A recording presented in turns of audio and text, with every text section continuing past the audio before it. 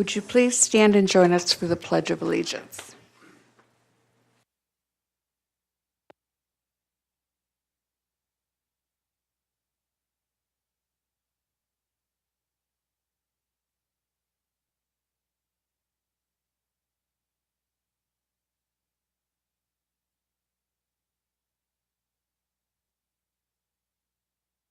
Gloria, would you call the roll, please? Mr. Summers. Here. Dr. Hahn.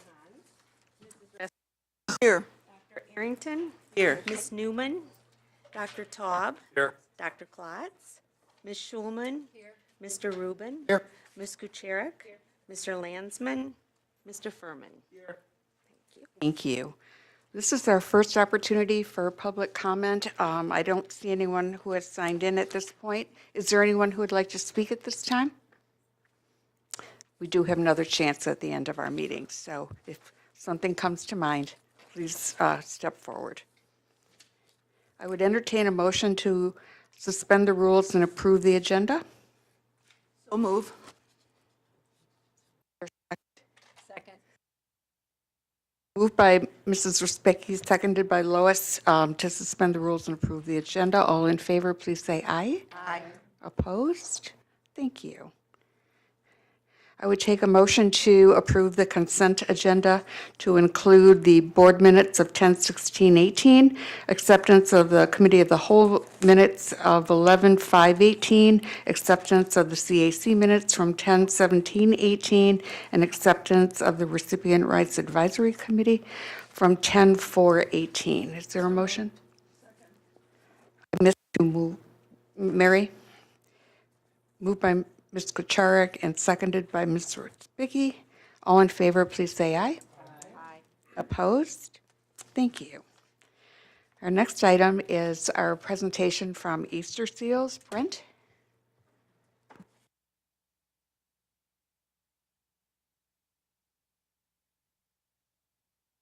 Oh, sure. Okay. Okay. I'm quite sure it's possible. If the folks for the Morrow presentation are good to go with that? Yes? Okay. I like it when it's royal.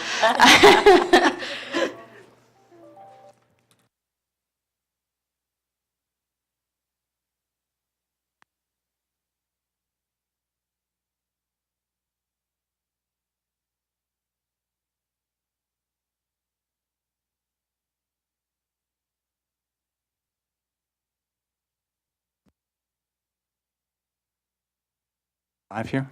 Awesome. Thank you. Good evening.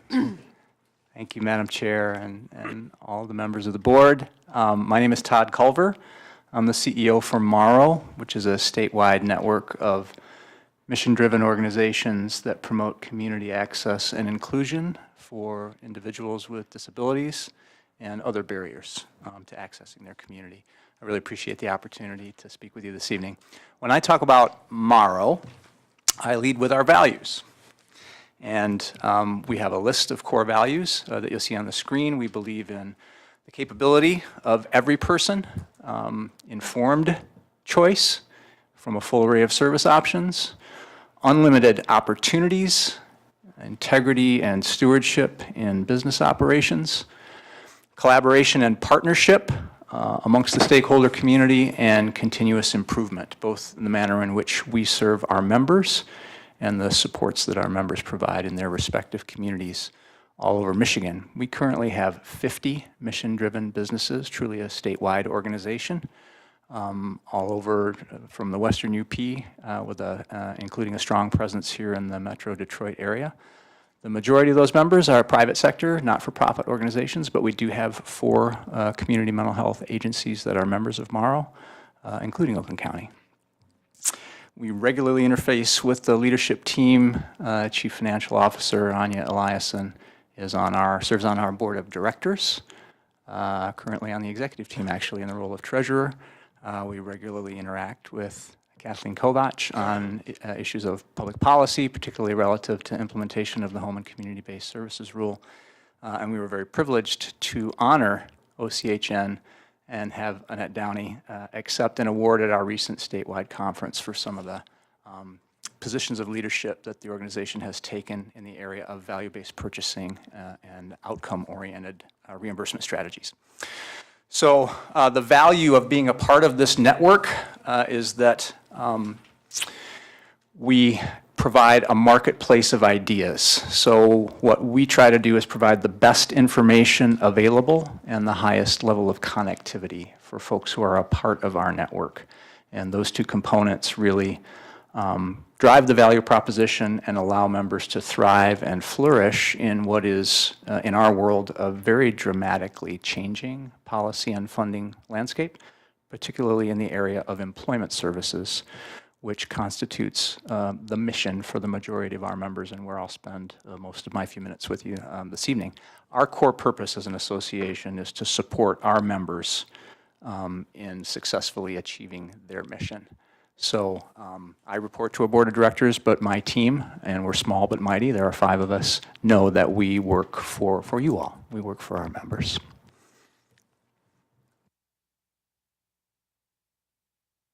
So our core services to our members to support them in the fulfillment and achievement of their mission are 3. There are 3 additional auxiliary services. Legislation and public policy is where I spend most of my time. Professional development, and we have several programs that I'll touch on very briefly. Communications, technical assistance. We have a regional structure to the association and conduct meetings, so I try to spend as much time in the field directly with members as possible. And we also have a very successful self-insured workers' compensation fund for about 50% of our members. But that core group of services on the legislative and public policy piece, so one of the highest short-term priorities for the association right now is the crisis that we're experiencing in the state of Michigan and throughout the country in direct care, both access to care and a workforce that can deliver quality services. We feel that a large part of that is due to inadequate wages that do not allow employers to compete for that talent. We're experiencing a very high rate of turnover in the field right now, about 37%. Many positions go unfilled, and organizations are choosing not to continue programming or not invest in new programming, primarily because of that shortage. So it's really beyond a crisis and is approaching a systemic failure. Wage levels is a piece of that. We have a very high priority with working with the legislature to fund an additional wage increase, but have longer-term strategies that promote recruitment and retention, and really shifting the culture around the value that we place on that important work for serving the individuals in our communities. Longer term, we have other priorities in the public policy arena, particularly relative to employment. You can shift to the next one, thanks. Our world, as I mentioned, is dynamically shifting, particularly in the area of employment services, and there are 2 regulatory frameworks for that. One is the Home and Community-Based Services Rule through the Centers for Medicare and Medicaid Services, adopted in 2014, initially at least with a 5-year implementation window that really places a priority on an individual being included in their community as optimally as possible, including creating opportunities for competitive employment in an integrated setting. And many of our members deliver services that are funded through the vocational rehabilitation system as well. And the legislation that's referred to as WIOA, or the Workforce Innovation and Opportunity Act, is equally disruptive and changing in a very positive way the way services are delivered to, again, promote optimal independence and inclusion for the people that we serve. So connecting our members with resources to navigate this new landscape and really lead job seekers and individuals served to optimal inclusion in the community through becoming the highest wage earner possible in an integrated environment is really a priority for our association right now. Another national trend that we're highly connected with is employment first, which is the expectation that competitive integrated employment will be the preferred outcome for services funded through both the public behavioral health system and the vocational rehabilitation system. And it really creates a different level of expectations for the kind of work that people can and will achieve. And it's an expectation that all are capable of competitive work in the community. At the state level, we've been very invested in encouraging the legislature to invest in this process. So we've been able to connect members with resources through federal technical assistance grants, but also are grateful that there has been an appropriation in the last 2 fiscal years to support work in the field in the area of transforming provider organizations to lead to more competitive integrated employment outcomes, to build a capacity in a more skilled community of practice in the provision of those services, rate restructuring, the reimbursement models that fund those services need to change as well to incentivize and promote those outcomes. And I will say that Oakland Community Health Network has taken a position of leadership in this area in value-based and outcome-oriented purchasing strategies for employment services. And we're also invested in the process of transition in a seamless manner for young adults who are leaving the educational system and entering the workforce. Professional development is huge for us, helping our members develop their staff to provide better services in their community in a variety of ways with seminars and conferences. The signature professional development program for our association is our Leadership Academy, which has programming in leadership skills, nonprofit governance and board relations, finance and accounting, and strategic planning. And we are beginning our 10th cohort with emerging leaders in the field. Oakland Community Health Network has sent several staff through the program, including Anya. And I'm very proud to say that 6 graduates are now leaders of our member organizations, and 2 of them sit on our board of directors. So I'm really proud of that program, which is our signature piece. Our communications presence is, we have a very robust website. We're present in social media. And frequent issue and action alerts to our members to keep them informed, because our world is changing very dramatically and very quickly. So our message to our members and to all stakeholders is that we're all advocates and messengers of our organization's brand and the culture of our service. So with every opportunity, we encourage members to make the folks that they interact with, members of the public, civic and service organizations, legislators, aware of the importance of the work that we do and the quality of life that is enhanced by the connections that our members make with the folks in their community. Our future is fluid right now. It's changing very dramatically. In our world, it begins with a recognition and an ownership of the fact that our system may not be built just now to smoothly and optimally lead to the kinds of outcomes that are being expected. So we need to invest in a process that leads to change, and our association is deeply committed to that process. This is not just a regulatory framework that supports this through rules like HCBS and WIOA and this national movement that I referred to as Employment First, but there is a higher level of expectations for what people with disabilities and other barriers to their community can achieve that we fully support, and our system needs to change to encourage and acknowledge that. Partnership and collaboration are key for us. Partnership isn't easy, sometimes challenging. But we believe in having sometimes difficult conversations in a civil tone and engaging all stakeholders, where we quite often find that there's 90% agreement on mission and outcome, and to pay more attention to that in the 10% areas where we sometimes disagree that can sometimes elevate to the forefront in our culture. And that aligned advocacy yields much more effective results. It's not just collaboration, but we hear that message all the time from legislators, is when there are competing voices, the likelihood of the initiative that you're advancing decreases. So we try to work together and get things done. I really want to thank you again for the opportunity to speak with you, and I'm happy to take any questions.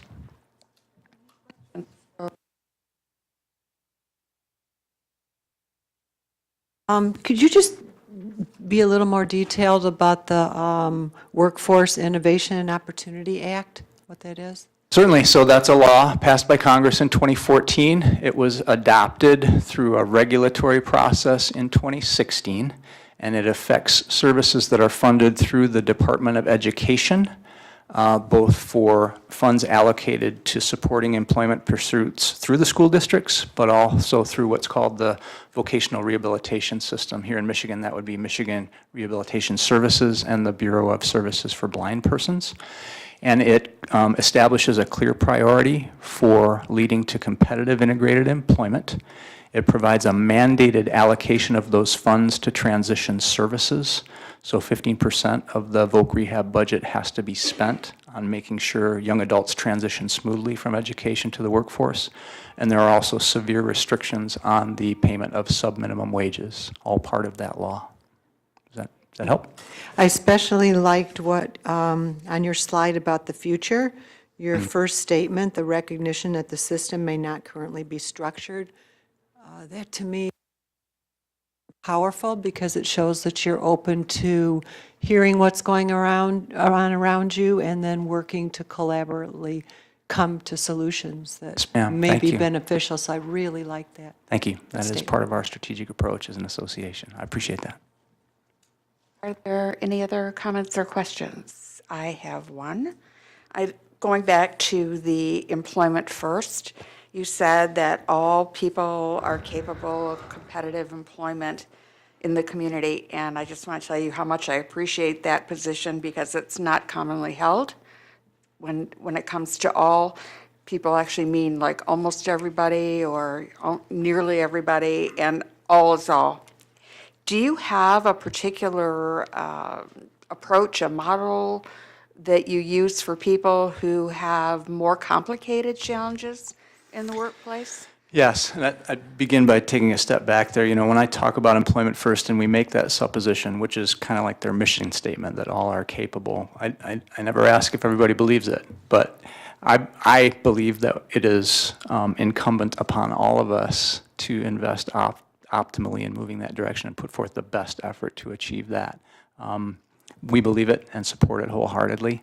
The strategies for serving individuals with more significant and complex needs relative to employment usually surround a technique called customized employment, which represents a bit of a change in the way that we approach assessing an individual with their talents and skills and interests and placing them into an existing position, but really doing a deeper dive to explore maybe talents that had been hidden through the traditional vocational assessment process, and then working with employers to customize or carve out is sometimes the term that's used, the characteristics of a job rather than a complete job where there'd be an ideal match there. So it's leading to some positive outcomes in that area.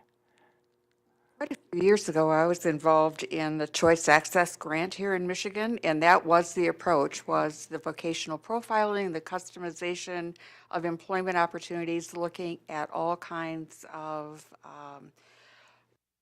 naturally occurring supports that people may not typically look at. But that was a long time ago. I'm thinking more than 10 years that grant was available, and it was, I think, administered through United Cerebral Palsy of Metro Detroit. And it was very encouraging for the people that we had participate, but it somehow hasn't found its way into the general thinking. Is that closer at this point in time? I believe it is. I Okay. hope you're gratified from my perspective that it's gaining some momentum now. One of the technical assistance grants I referenced that is issued through the Department of Labor's Office of Disability Employment Policy is really providing some resources to develop that skill set because it is a different approach to job development. And also, there aren't always rate and reimbursement models to support that type of delivery, which is part of that supposition that maybe we need to take a look at how the system's built and fine tune it. Yeah. Do that. I'm looking forward to seeing that come to closer to the surface than it kind of has been up to this point. Thank you. Annette. I was just going to comment that here at OCHN, we have we're going into our third year of a customized employment.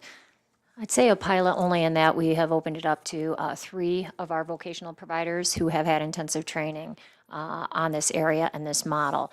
If there is a criticism, I would say it does take a lot of upfront time, and the discovery phase is lengthy, but it is intended to focus on people who have higher challenges and can't be necessarily easily placed into existing vacancies and employment opportunities. So we're in year 3, and we're assessing the effectiveness and the outcome. I also wanted to comment that Morrow is supportive of the model of microenterprise development for people who, again, have more challenging needs, and we're aligned with our goal of income generation for all people. Personally and professionally, yeah, I'm a big believer. I've seen it work. It can be powerful. Indeed. It really can be powerful. In terms of the upfront that Annette was referring to, I think part of that is the fact that people don't come into that moment believing that they can be employed, and somehow or another, we've got to do more as people come up to make them think about that more and to believe more powerfully in themselves and make that a reasonable option for them to think about. And it does take a lot of time, it absolutely does, but the information pays off. Said. We've used, those of you who've been around a while may have heard of cash match funding with MRS, Michigan Rehab. We have focused our cash match resources on implementing these models of practice and trying to demonstrate success with customized employment. So like I said, we're going into year 3 of it. It is still considered a smaller setting because it does take specialized training. There's high fidelity to the model. But we are giving it our all because we don't want to leave anyone behind in our belief in income generation for all. We have another presentation in the making. That would be very interesting information. Perhaps Mr. Culver can participate again. If there are no other questions or comments? Oh, Betty. Curious, could you elaborate on your work with the legislature, given their role in controlling our funding, et cetera? What role does your organization play?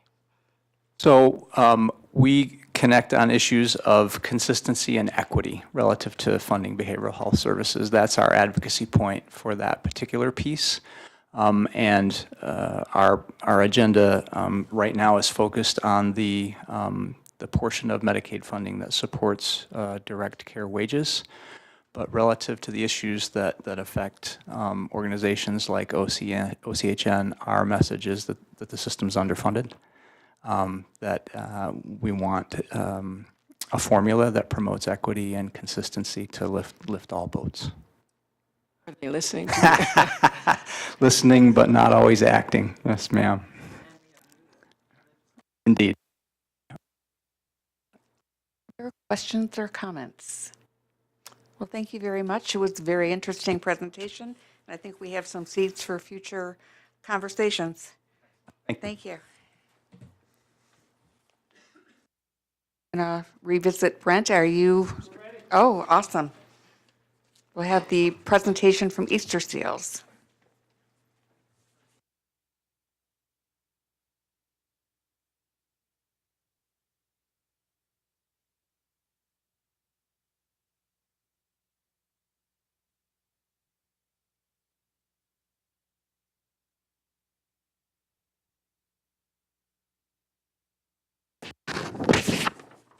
Evening. Madam Chair, and to the board at Oakland Community Health Network, thank you for having us. This is the second time that we've presented to you. Last time we gave a really high-level overview, gave you a bunch of data, talked about statistics. This time we're going to take a little different focus and talk a little bit about who we are and what you guys invest in at Easter Seals. And we're going to talk a little bit about some of the outcomes that we have, but you're going to hear it personally from some of the people that benefit from those. So quick round of introductions. Everybody introduce yourself. I'm Brent Worth. I'm the president and CEO. Juliana Harper, Chief Program Officer. Michael Bradley, You're Michael. oh, I'm Michael. I'm Tiffany.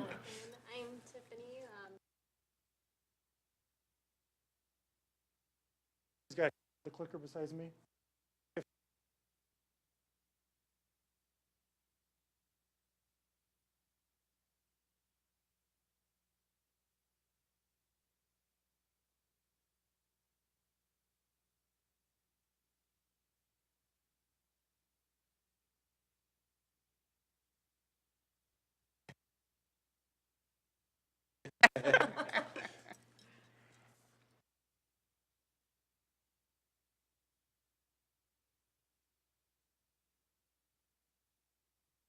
It for it to do something.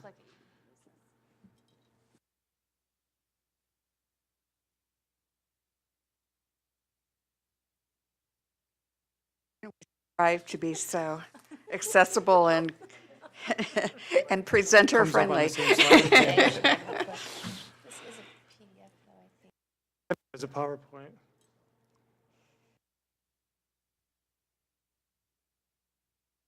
There'll be some slides that don't look right then, so. All right, there's our agenda, we went over it. Who is Easter Seals? So we've been around almost 100 years. Actually, we've been here in Michigan since 1920. So we'll be celebrating our 100th year in 2 years. Our national office is actually 2 years older than us. But, we're going to start that celebration and celebrate it for 2 years coming. I always like to share, this is the same stuff I shared with you last time, but just to highlight a few things. We're a fiscally autonomous organization from our national affiliates. So every dollar raised, all of our contracts, all of our negotiations that happen are right here in Michigan. So my boss is our board of directors here in Michigan. And so we partner with our national office on a lot of national advocacy and branding. But other than that, we're our own separate 501c3. Our purpose statement is to change the way the world views and defines people with disabilities. Views disabilities by making positive, profound differences in people's lives every day. And that's something that we just switched a few years ago. We really came together as a national group to make sure we had a common purpose statement. Try to have a little fun to give some perspective of who we serve in Oakland County, but actually where we serve them. So we have these nice little buildings, but you can see in Auburn Hills, which is a children's program. We served over 1,000 children and families this past year. In our family site in Southfield, we served over 400 families. In Wild Lake, it's both children and adults, and over almost 500 families there. In Pontiac, which is an extremely growing site, we served about 1,700 individuals there. Waterford, which is an autism center, we served 82 children and their families. Adults in Southfield, which is our largest site, we've served over 2,500 individuals and families. And in the jail, we've seen a lot of different inmates throughout the year, and that was over 1,500. So this slide that's going to look a little different. There you go. So I was going to have this little really fun presentation on sharing all the ages, and they are all going to come up one at a time, so you got to visualize it, but you can't really see it. So they are all coming up in a circle, and then I was going to say, and since we've been partners, since 2000, we've served 54,000 people together. So that was a pretty fun number to come up with, but we had to dig into lots of different databases for that, but it was pretty fun. So over 54,000 people. And then when you add that with their families, it's hundreds of thousands. So really good thing, and thank you for that. Revenue, to give a little perspective as well, we're about a $45 million organization, but really you are our biggest and best partner. So out of last year, it was $35 million.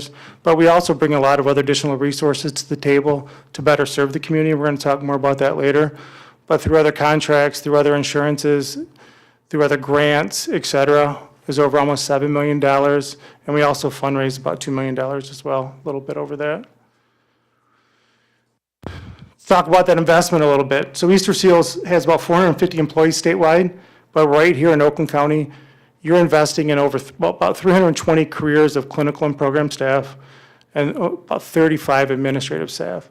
So I would say, I know our average length of service is 6 years. So we were talking a little bit, Todd was speaking about turnover. Our average length of service is 6 years, which industry trend is about 2 to 3 years for our field. So we're real proud of that. Why partner with us? I can't read that, so I know what they are. We're innovative. We've been around 98 years.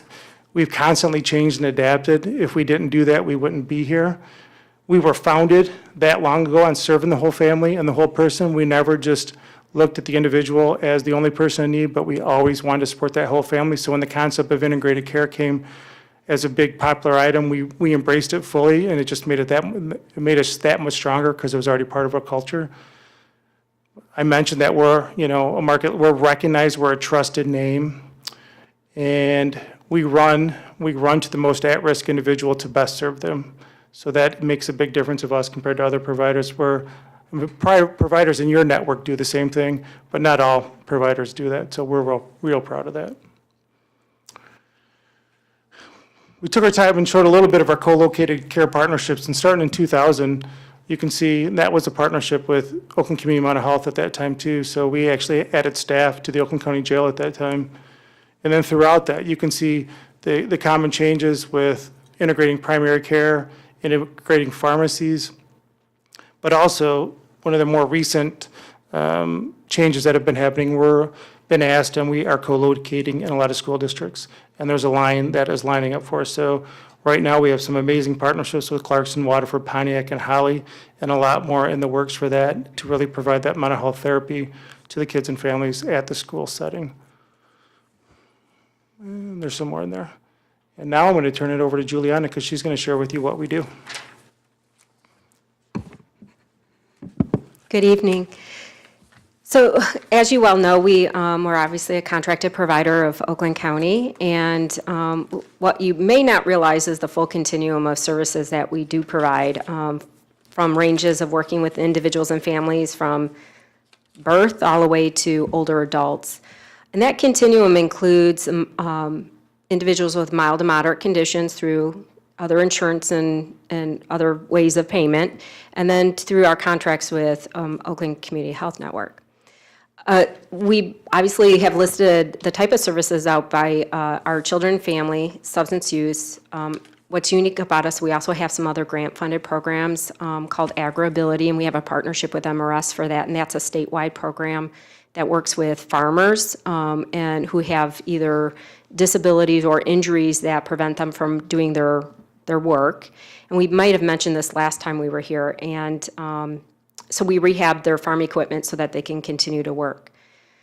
We, part of our adult population, we have a full continuum of obviously services from providing your traditional outpatient therapeutic services all the way to more of your intense psychiatric rehab services like ACT. We have programs like Navigate and things like that. Clubhouse, we have a psychosocial rehab program in Royal Oak. And they all have, even our children's programs, they have youth and peer supports, parent support partners, and our adult programs have peer support specialists. In addition to that, part of our substance use contract with the county, we provide a full continuum of services there. Probably our smallest revenue, when you look at people served to revenue that of actual reported encounters. It's one area that we identified that we really would like to see grow as part of our organization. Mostly we have adults in that area, and then we're doing a lot of early intervention programming for adolescents around misuse, alcohol misuse, and drug misuse.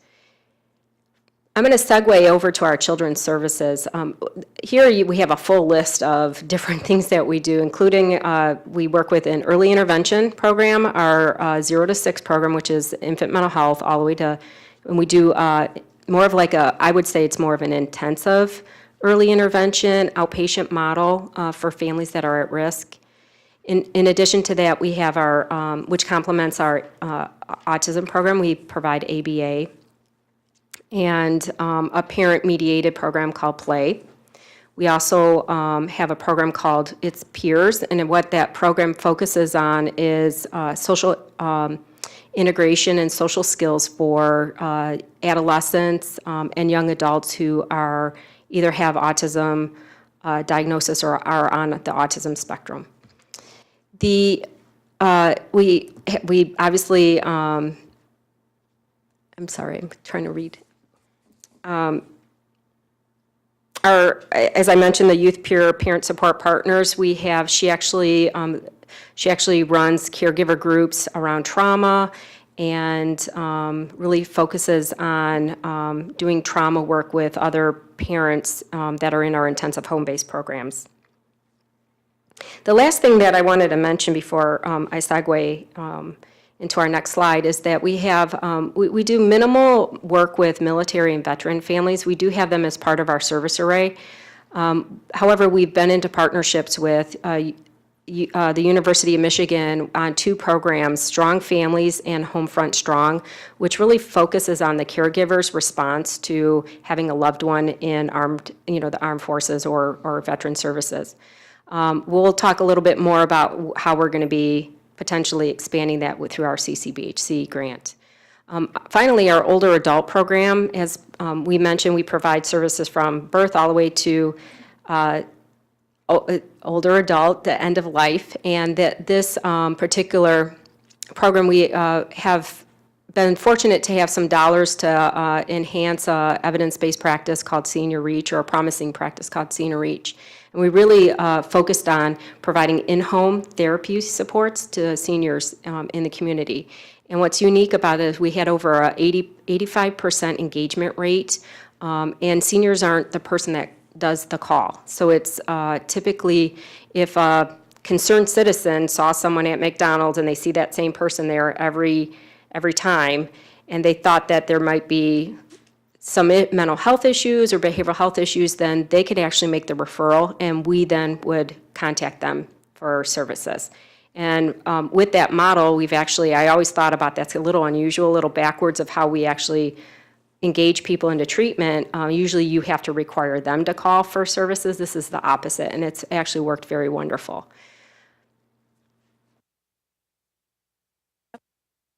And I am going to introduce you to Tiffany. Tiffany, as she mentioned, is a mom of a child that is in treatment services with us, and I'm going to let her kind of tell you her story.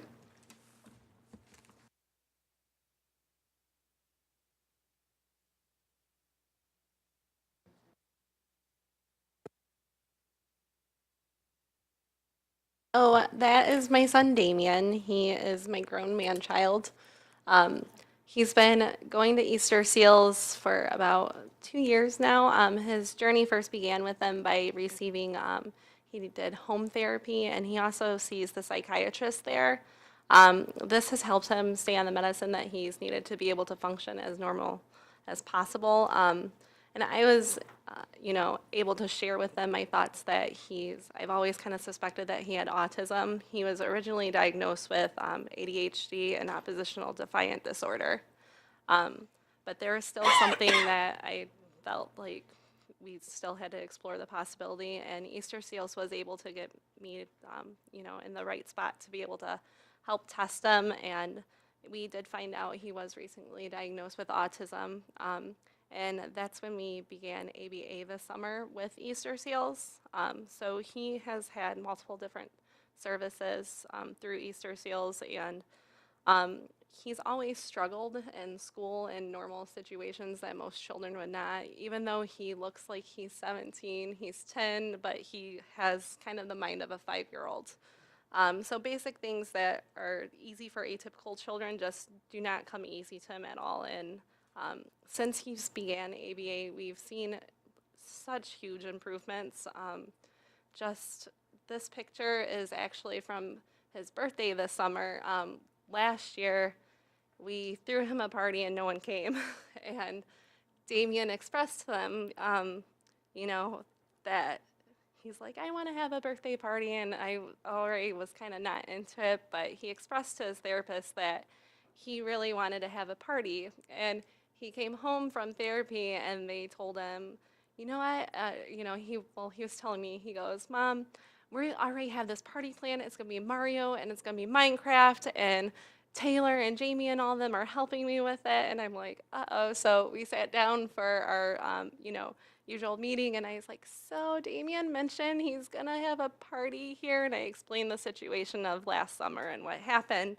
And they actually was like, oh yeah, we were actually going to put something together for him. I was like, oh great, I can actually bring some stuff. And he was so excited to be able to plan this party. And he, I was sent some of these pictures, and they got permission for all the other children to join in to have pizza, and he put together little goodie bags. But the joy and just as a parent receiving those pictures was probably like, I could have cried. Like, I almost cried at work because, that gesture, and they just go above and beyond. And, they truly do warm our hearts, and it lets us know that people do care. And his attitude since ABA has changed for the better, even at school.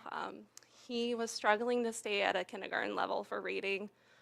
This year, he's finally up to a 2nd grade reading level, even though he is in 5th grade, but that's a huge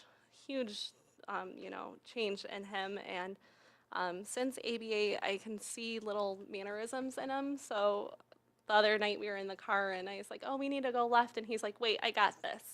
He's like, left. And I go, who taught you that? And he said Taylor, so I automatically knew that it was from ABA. But you're able to see it not just in like his personality, like he's flourishing socialization as well.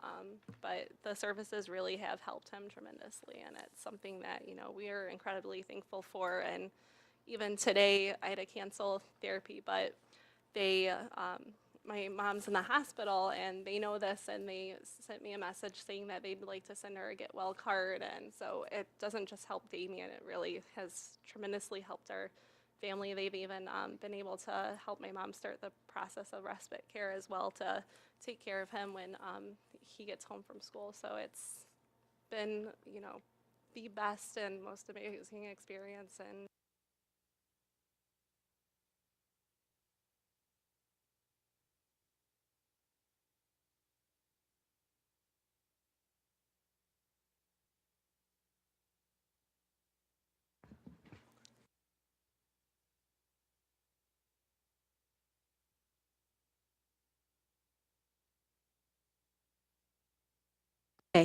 Our next slide is really to talk about the things that really are enhancing our relationship through the work that we've done through our contract through you, through the partnership with you.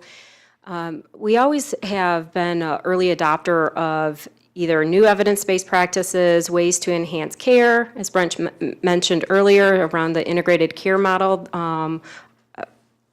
Originally, it was about 10 years ago now. And, we're really proud of that kind of work. One of the things that we wanted to highlight is some of the areas that we really think that complement what we're doing here in Oakland County. Some of these are obviously grant opportunities, and some of them are just through either new initiatives that we have worked out with other payment sources.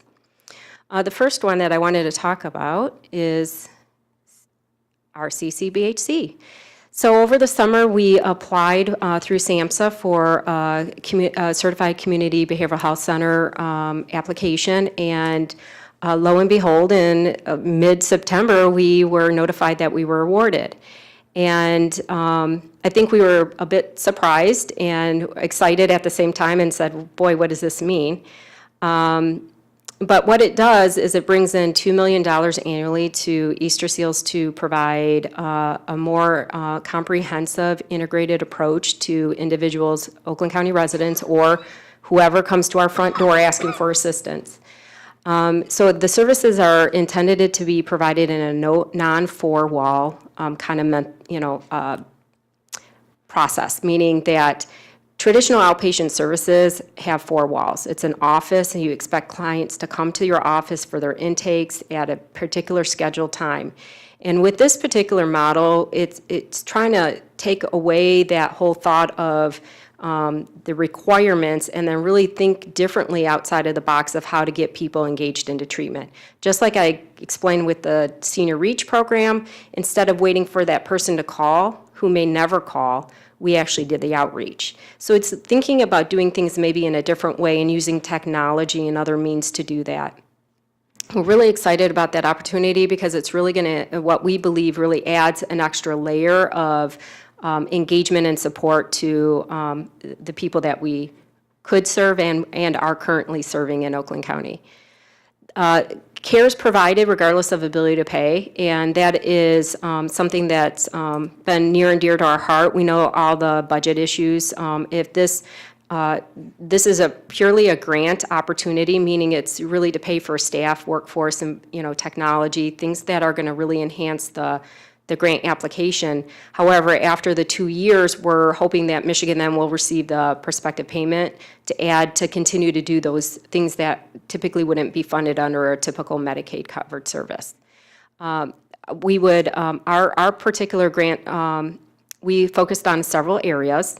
We have 5 main goals. One was to really enhance our access point, meaning how people get into treatment, increasing more same-day access, using technology in a way to engage people that may not traditionally come to the door.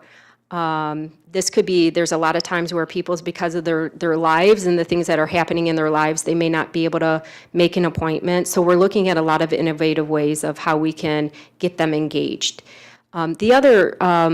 We identified that, one of the heartbreaking things was several years ago when the policy decision related to general fund and the lack of funding. And we're really hoping to bring some of that back in. We know that Healthy Michigan has assisted with, the lack of insurance, people with lack of insurance, but they still exist out there. So for individuals with severe mental illness or individuals with, or families with children with serious emotional disturbances and individuals with substance use disorders, we're actually hoping to serve more of them. The other, we identified through our own internal needs assessment that we really wanted to enhance our substance use services. We saw that based on the data that we had, over 60% of our individuals require or have a diagnosis related to some substance use disorder, and including adolescents. And we felt that we could do a better job in providing integrated care from a substance use perspective, but also we wanted to look at doing more around medication-assisted treatment. We do Vivitrol right now, and we actually have prescribed Suboxone, but we have not had we haven't had the opportunity to do a lot of Suboxone inductions, which is more of your ambulatory detox right there on site. For medical detox, we would contract out for that service with one of the other existing partners in the county.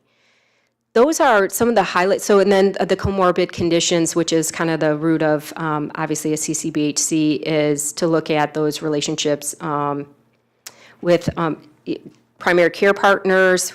We obviously have a close relationship with Honor Community Health, Honor Community Health. That's right. I'm getting it. And they're obviously one of our partners in this because we couldn't do this without them. We'll be doing more screening for primary care. Not that we're providing primary care services on site, but we're actually going to be screening for all the conditions that are written into the grant. Finally, the unique part is that you have to provide, obviously, the full array of services that they are required, and these are standard required services across the nation. Part of the grant dollars that we're going to be using is to, Oakland County is considered a crisis, state-sanctioned crisis behavioral health system. And part of that is the partnership with Common Ground. And we're going to be working with them to make their mobile crisis, because their mobile crisis for adults has to be 24/7. And currently they're 12-hour. So we're going to be increasing, providing them staffing dollars to increase that to 24/7. So we're really excited about the opportunity there and what that will afford to the community.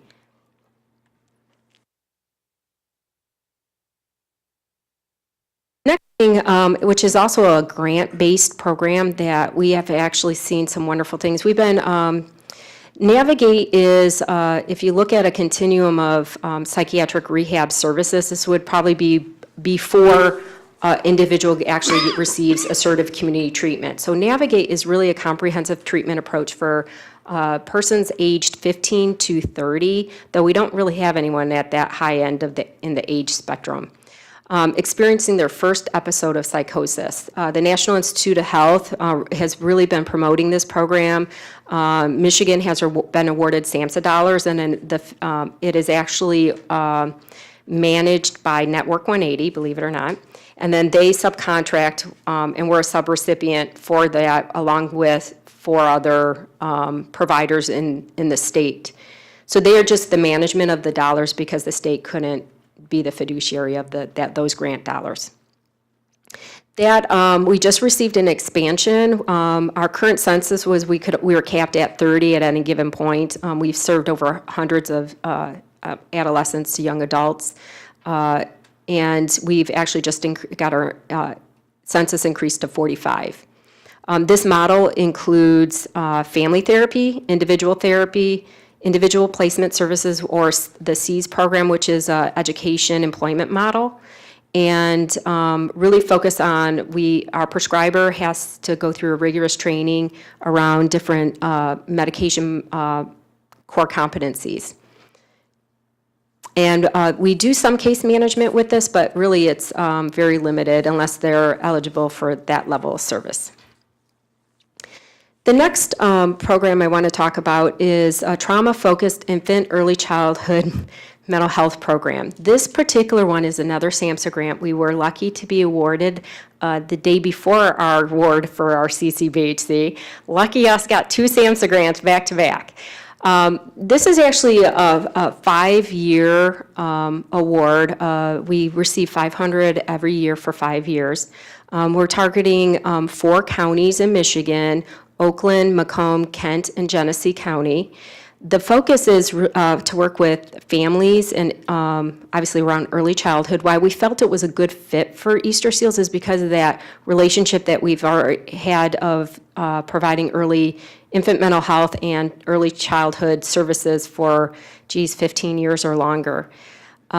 We felt that, and plus our trauma background of working with assessing and diagnosing how trauma exposure has affected childhood development, felt that this was a nice overlay when we received the grant. We anticipate with this particular model that we're going to be serving, we made it very tailored. We're going to be serving children and their families from 0 to 6. And we anticipate over the 5-year span serving about 800 of them.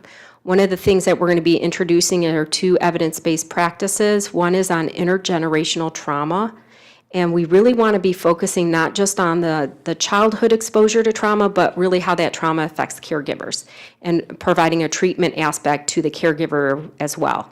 We feel like the whole unit needs to be addressed, not just one isolated individual. So we're really excited about how that will look, and we're going to be partnering with, obviously, the Great Start Collaboratives, the schools, the early childhood centers in all these areas. And finally, I'd like to introduce Michael. Michael, this is Michael. Hi. Excuse me. How's everybody doing? Okay. My name is Michael. I've been receiving Easter Seals services for the last 3.5 years. Easter Seals has helped me so much. I had a kind of a bad situation where I got myself into.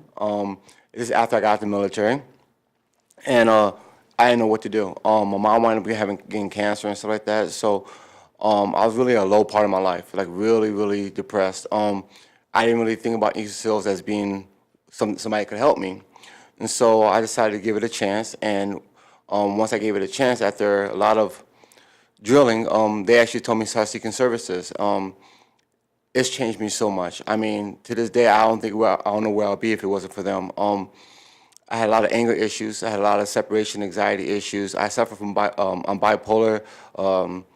I just have a lot of issues. But with Easter Seals, it actually got me a chance to manage all my symptoms. It got me a chance to express my feelings appropriately.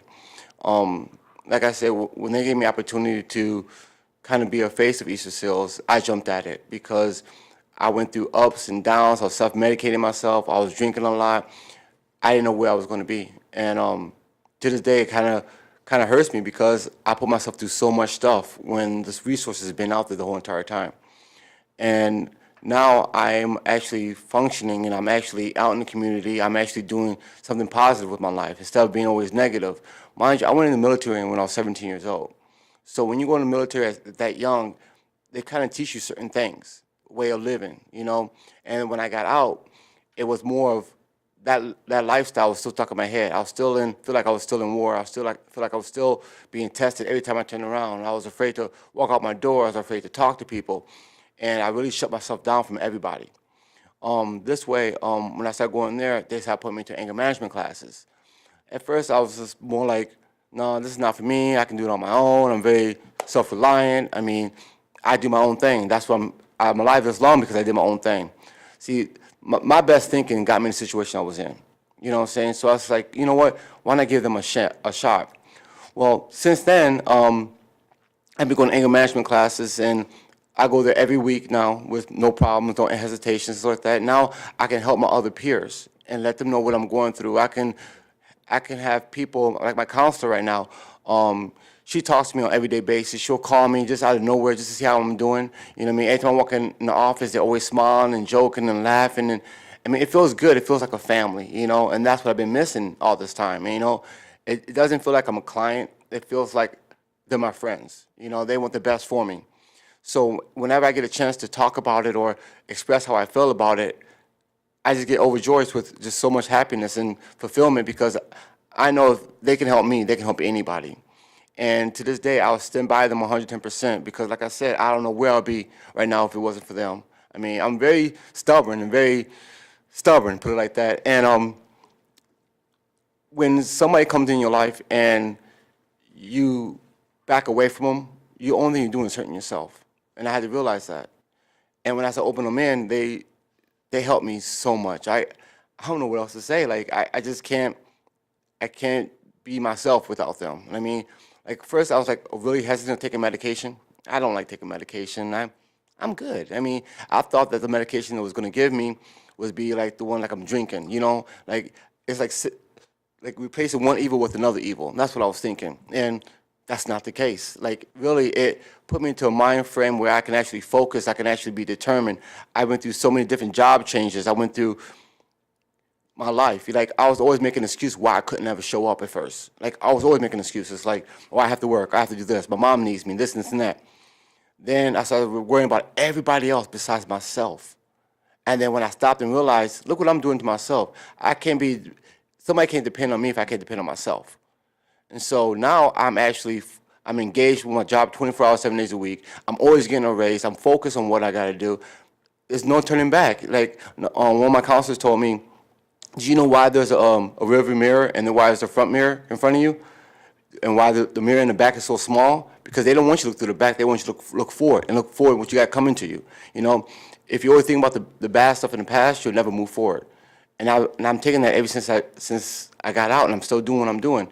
And it's because of them. And once again, I'm really, really thankful and really blessed to have them in my life right now. I wouldn't change for nothing in the world. So with that, I just love Easter Seals. I'm sorry. I just really do. So thank you, guys. Thank you. We want to share, you know, we want to share our partnership with you and how important it is to us, but we also want to share the other services that we bring to the community to make it a better place for people to live. And just again, I want to thank you for your time, and we're open to any questions. Questions for Jonathan? Yes, thank you very much for your presentation. I found it very enlightening. I was sort of curious about your older adult services that was on slide 10. I wanted to get a better sense about what those were. You know, how many people have you served there? Where do you, what counties are you providing those services to, and how is that funded then? So we've actually always provided a continuum, and that included older adults. Even through our community mental health contract, we had a geriatric focus, and that's always been community-based. And then, you know, as the integrated care movement, that kind of shifted to someone doing a little bit more integrated care versus having nurse and therapist going in the community. We actually were a recipient of one of the endowment dollars that came through the Michigan Association Community Mental Health Board 3 years ago, and that was for a senior reach. And that was actually, there were 12 organizations throughout the state that moved forward and actually did, and it was for mild to moderate conditions versus your more severe, because they felt that there was already an avenue for a gateway for seniors to access services that had more moderate to severe conditions versus the mild to moderate. So that we used actually grant dollars until we were up and running with our, you know, a blend of insurances that we can actually bill directly. Numbers, gee, I'd have to get that. This slide, I know the slide's covered. Oh, it's covered up. We do have the numbers that we serve in the seniors. Yeah.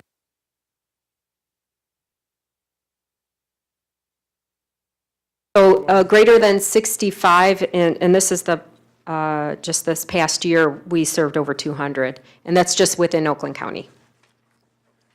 Serving in Right now, we're doing senior services in Kent County, and then one of the, I failed to mention, I just realized what I failed to mention, oops. So we have two contracts that we actually have with the Blues. And that is to do more an enhanced kind of care management plus the enhanced therapy model. And that serves Wayne County, Macomb County, and also with Priority Health Commercial. We're actually doing kind of like a case clinical care management model with them as well. That is actually more intensive in Macomb, Oakland, and we also serve people in Wayne County with that model. And that's a full gamut of ages, though they're very interested in their senior Advantage Care program. Are there other questions or comments? Of course, I have a couple. See why they waited for you. You are certainly a spark plug, and I'm so glad that you found the proper support team and that it's made such a nice difference in your life. And it was really a pleasure to hear your story, and thank you for your service. Okay. I was wondering, I hope Damien has lots of great birthday parties to look forward to. That was a really nice story. It is kind of a lonely moment sometimes when your kids don't connect socially with other people. And I'm glad that there's really, I think, some serious light at the end of the tunnel for him, so that's great. What I was wondering is, though, do you have any aspect of your involvement with Easter Seals or in the school setting where you get support from other parents? So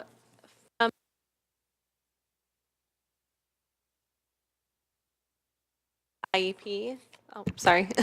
They help come in with my son's IEP, which is his individual education plan, and they sit down and they're able to help me kind of navigate. And if I have questions, they're willing to go over it. And they are a huge advocate there at the school system. His home-based therapy actually does go to his school. So, and that during the school year, she'll go there and she sits down with Damien and takes him out for about an hour, or she'll sit with him in the class. Changes in him since then. He at first was a little resilient towards it because that's him, but now he's connected so much more socially at school and with the teachers, and he's doing so much better there. But definitely they do help out tremendously in the school setting as well. Provided me it's a perfect segue for my last question. When you were talking about the co-location of services with schools, and you said you provide those services in the school setting, how does that work?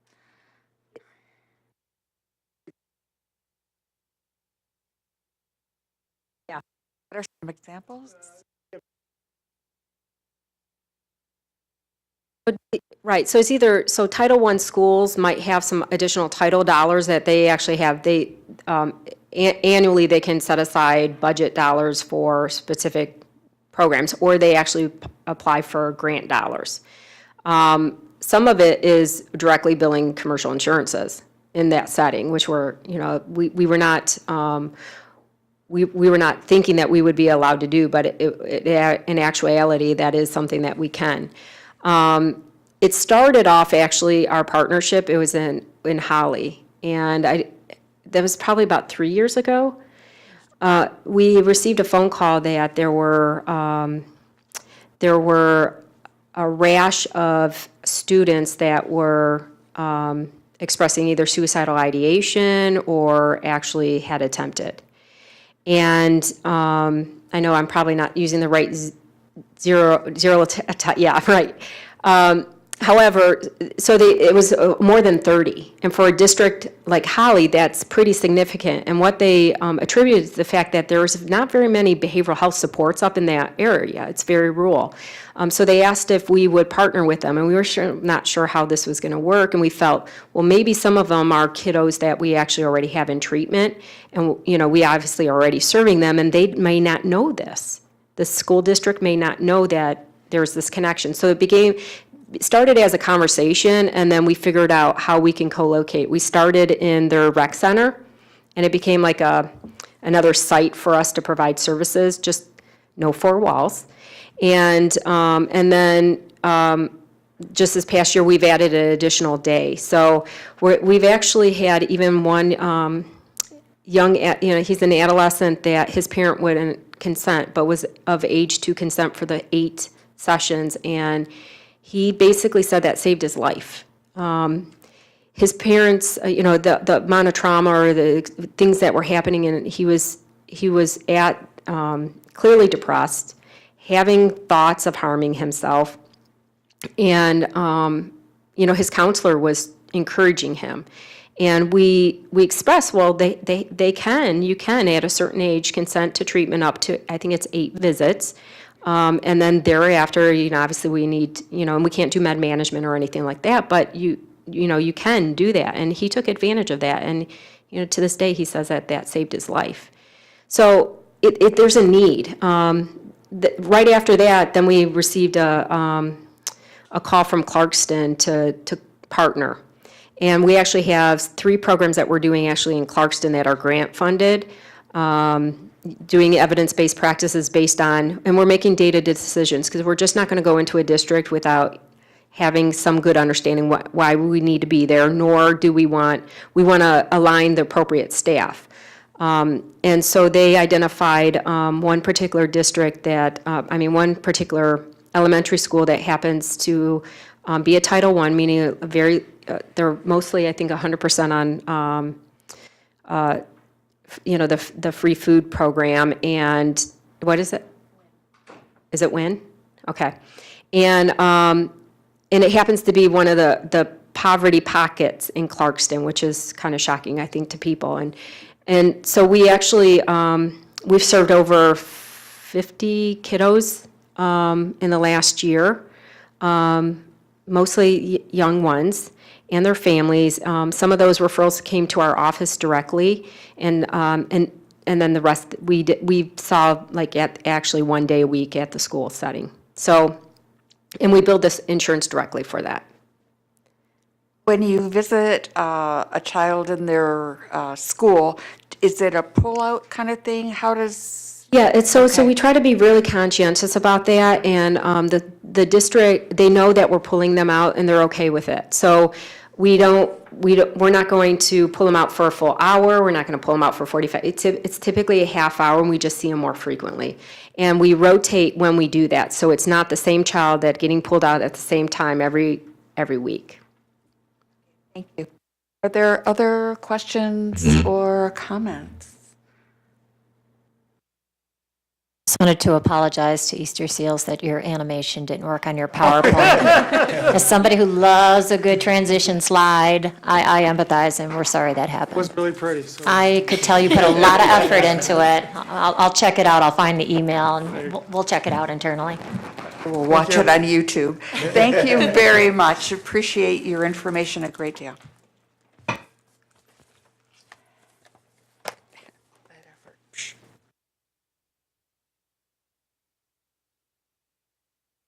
Next item on our agenda are the financials for September.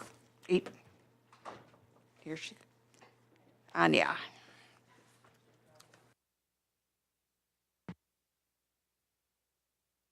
The thing back because I can't drive and talk at the same time. I'm not capable. So what I have for you today is September financials, and this is not typically at this point in the year something I would bring to a board meeting. But just as I mentioned, I think at the last meeting, I was bringing this for you kind of so you can see a starting point.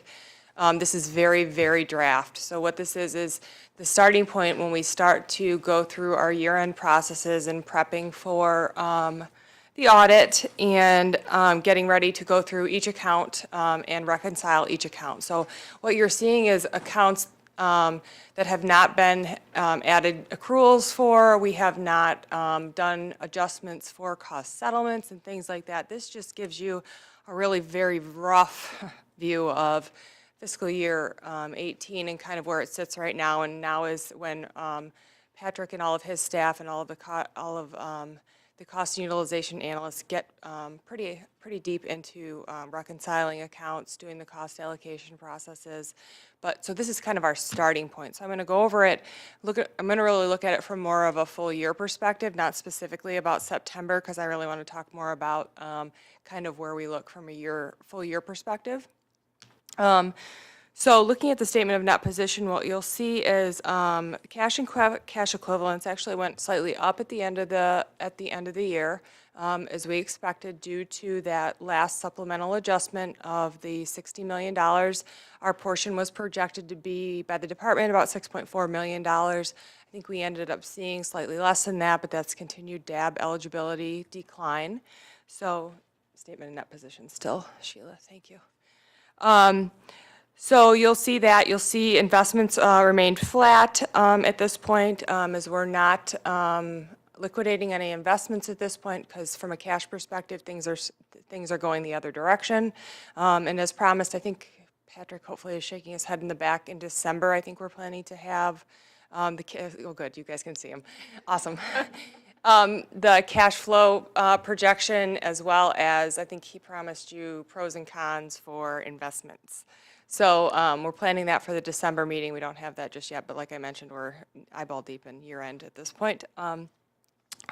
So moving down, you see total current assets is almost exactly flat from the prior month, and total assets is about the same at about 81 million. Moving down to liabilities, you can see, like I mentioned, this is very rough. It looks like somebody accidentally booked the community hospital accrual to the accounts payable vendors. That's why you see that big swing between those two accounts. So those are the things that go on a monthly basis if there's any errors that get reviewed. But again, we didn't do any of that this time because this goes into our year-end process that typically we would reconcile as we go through each of the accounts. So you're seeing the very rough version of all of these. State facilities remains consistent. That's about $2.3 million a month. That is an uptick from prior years. I think it's been a little lower. This year's been a little higher. So we're looking at that, looking at ways to get people out of state facilities and back into the community. So continuing to work on those efforts. You can see some of the things going on. One of the, and I actually had to have Eddie explain it to me, the mortgage note payable current portion, there is an accounting rule that requires what you see there every month is the interest we pay. That's the current portion of the interest on the mortgage. But at year end, you actually have to move up all of the principal that we pay on throughout the year up to a current liability. So that's the $400,000 you see that has been moved up. But because we also pay more than just the minimum mortgage payment, we also are reducing the non-current liability throughout the year. So that has continued to go down as well. So that's been in an attempt to pay off the mortgage in the 5 years that the loan currently is. So moving down from there, total liabilities is slightly down from the prior month at 26.9 million. And then the rest of it looks as expected for a subtotal net position of about 27.7 million. On this one before I move on. Like I said, this is very rough. I'm just bringing it for you kind of so you see like the starting point where we kind of start.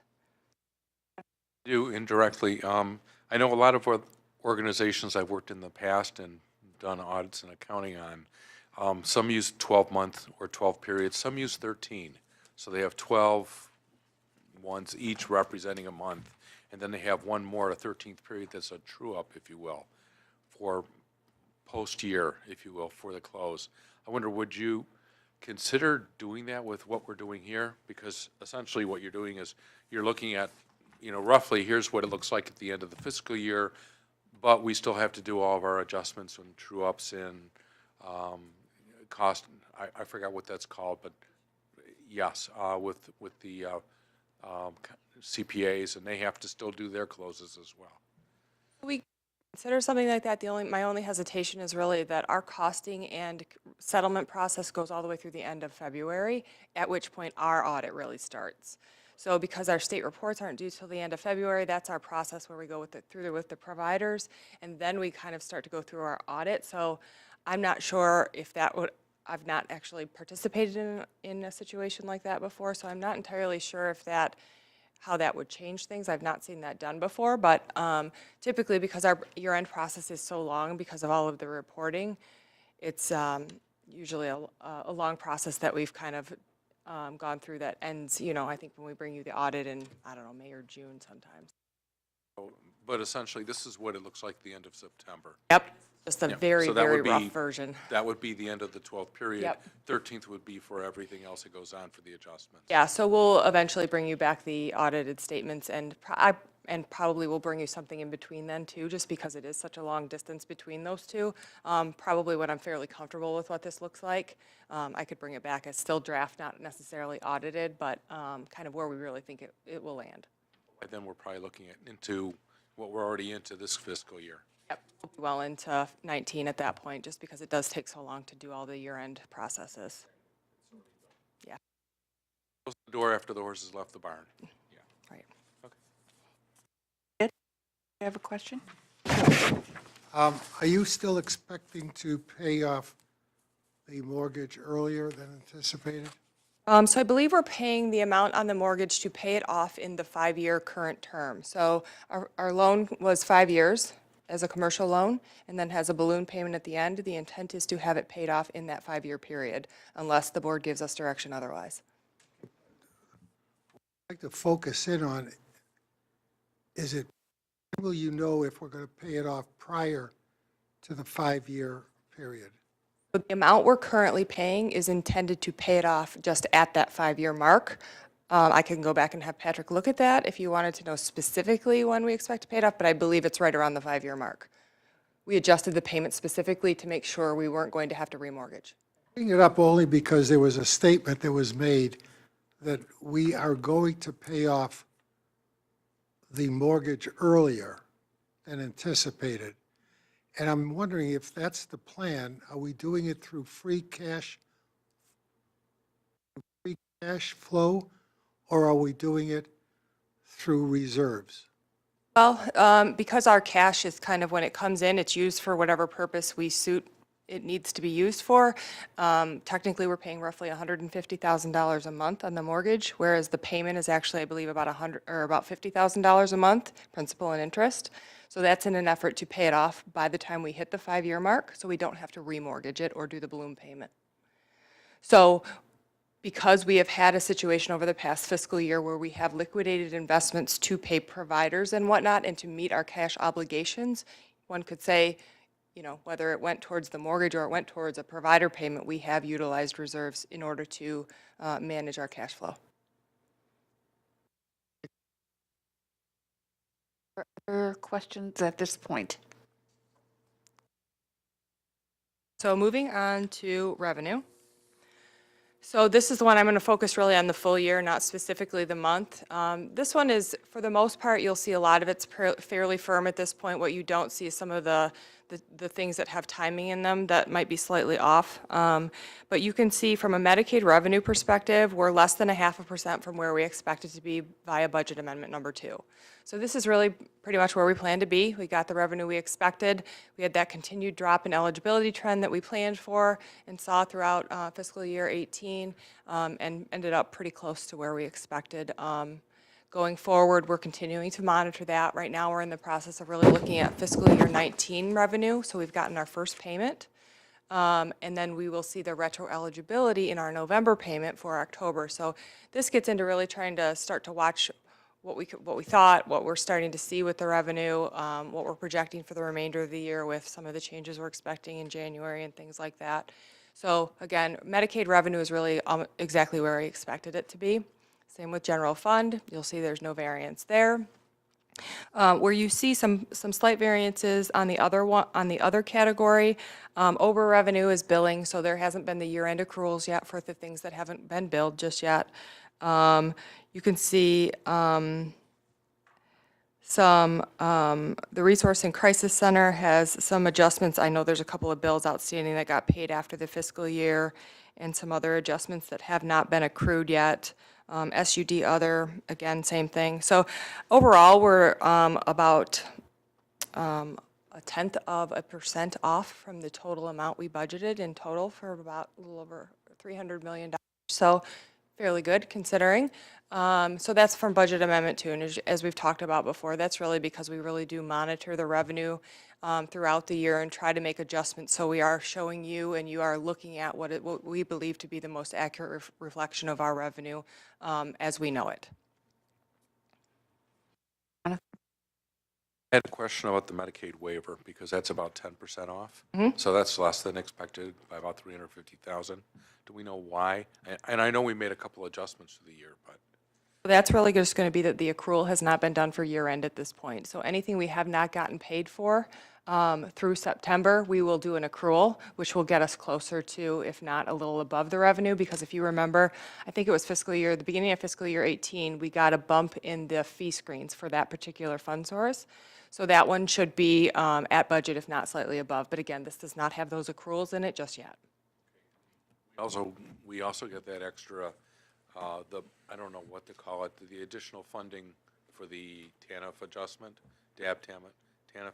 Where does that fit in terms of these revenues? Or So does it that not? was adjusted in budget amendment number 2, so is included in this. So that's why we are as close as we are, because we did adjust that in budget amendment number 2.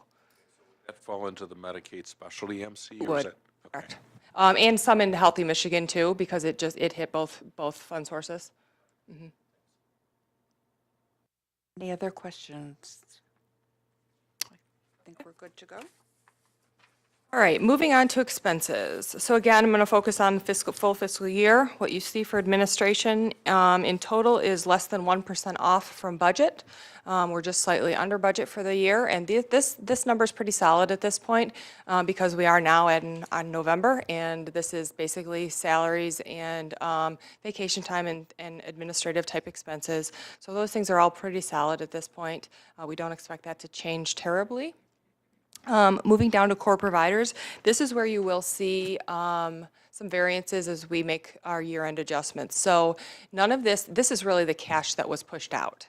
So this does not necessarily represent any adjustments for what was paid versus what was owed, accruals, incentives, things like that have not been accounted for just yet in here. So those things are not represented yet. So those are all the things that go on during year end, is we go through a reconciling process for each provider account and make adjustments for any incentives that were earned, any profits that were earned if people are on a service model, any adjustments that are any money that's due back to us through a service model. So all of these things are the things that really take the time to go through and reconcile.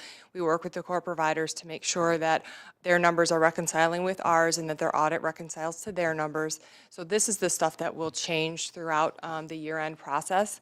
But what you can see right now is we're about 1.5%, a little over 1.5% off from budget at this point. But like I said, I do expect the provider side of things to change quite a bit throughout the rest of the year-end process. I have questions on this. One of them has to do with the other administration, because I know that's not there's no truing up or adjustments that go on there, but that's a 10% higher than expected expense, about $500,000. What's coming into that area versus the fringes and salaries? That one actually has the write-off of the old building, the write-off from selling the old building. So the non-depreciated portion of that building was the write-off is sitting in there, and that's what that expense is. And the other that threw me, but I think it's going to get adjusted, is the crisis center at 4% or $1 million.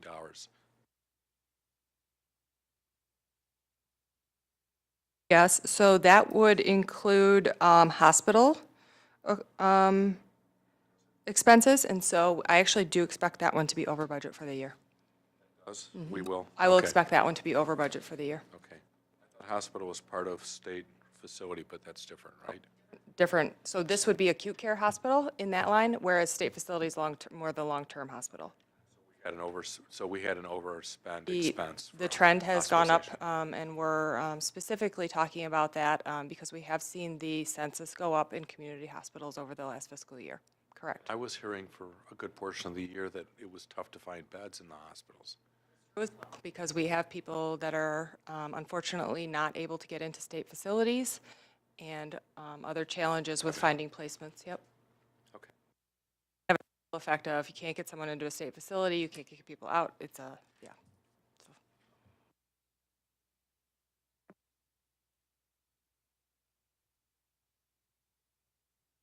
So. Okay.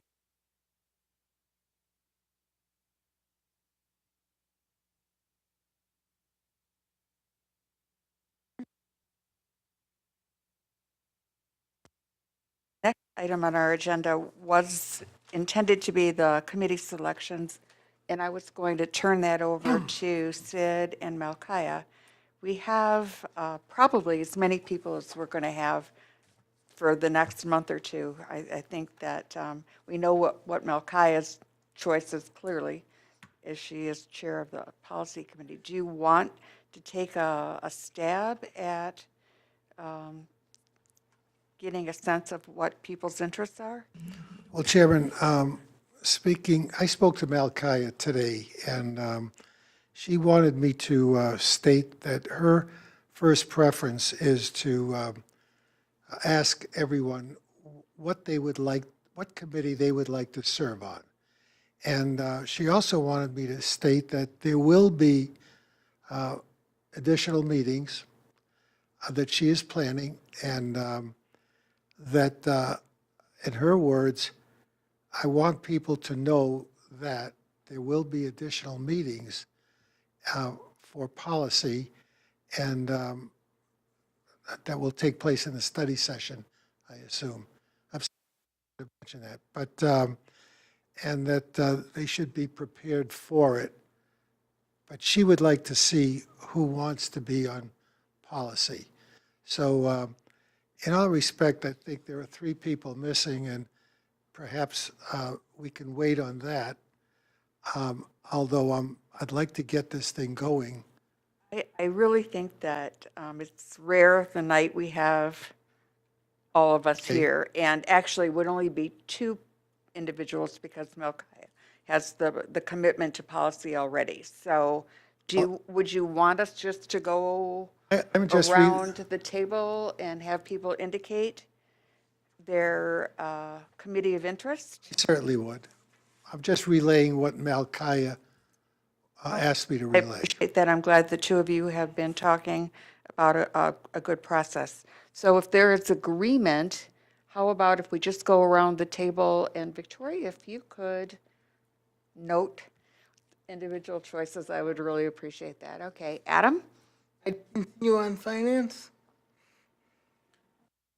Even though the committee of the whole still meets collectively, I'd like to stay on that business ops finance. Stay Ops finance. We're looking at 5, so we're at 4.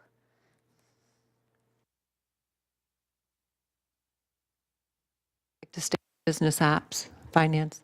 Okay, so that committee is fundamentally closed. We have the 5 members, 5 individuals have indicated their interest in business ops, and our bylaws call for 5 members.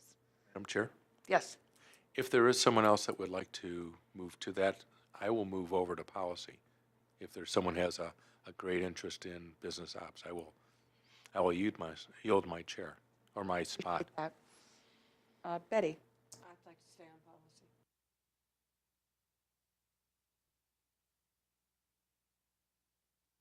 Asked that I shouldn't. Never mind, rewind. I think in the past, Dr. Klotz has been interested in the business ops also. If He has expressed an interest to stay on that. Jonathan, if you're willing to make that shift, then I think we've accomplished our task. I think Bijaya had been interested in policy prior as well. So I think that we've got to start anyway. We can always leave it up to negotiation down the road, and no meeting would exclude anyone anyway, but now we've kind of made ourselves whole with our bylaws. So I think that's a good thing. All right? And, okay, that was very helpful. Don't lose that 5. That's really good. Okay, thank you. And that'll be in the minutes identifying by board member. Appreciate that. Okay, the next item is our board calendar. And we noted at the last discussion regarding the calendar that June 10th had appeared on the calendar but was not a viable date. I heard from some of you, And there was a lot of flexibility. I think we're so far out from June that people weren't, really strongly committed. But there was a trend for not having consecutive dates. So that being considered, June 3rd would probably be the date we're looking at for the committee of the whole meeting.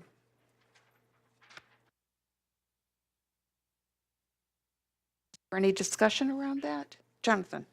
Not on that particular date, but now that I'm on policy, Be would careful ask what if- you wish for. I'm going to end up missing most of the policy things for cows just because our meetings start at 3 o'clock. I'll have to just, Well, we can read do through the that flip materials. for you. We can Let's put see. the policy issues at the bottom the way we tried to with the business ops. Would that be a start and see how it goes? that would be great. And like I Okay. said, I just looked at the calendar and went, oh, yeah. That's possible. I really don't see an issue with that. If it comes up, we can bring it back. I would just leave it to, I know with the chairs, sometimes they have scheduling challenges too. Ruben, you're looking concerned. I have a lot of meetings in finance. And I'll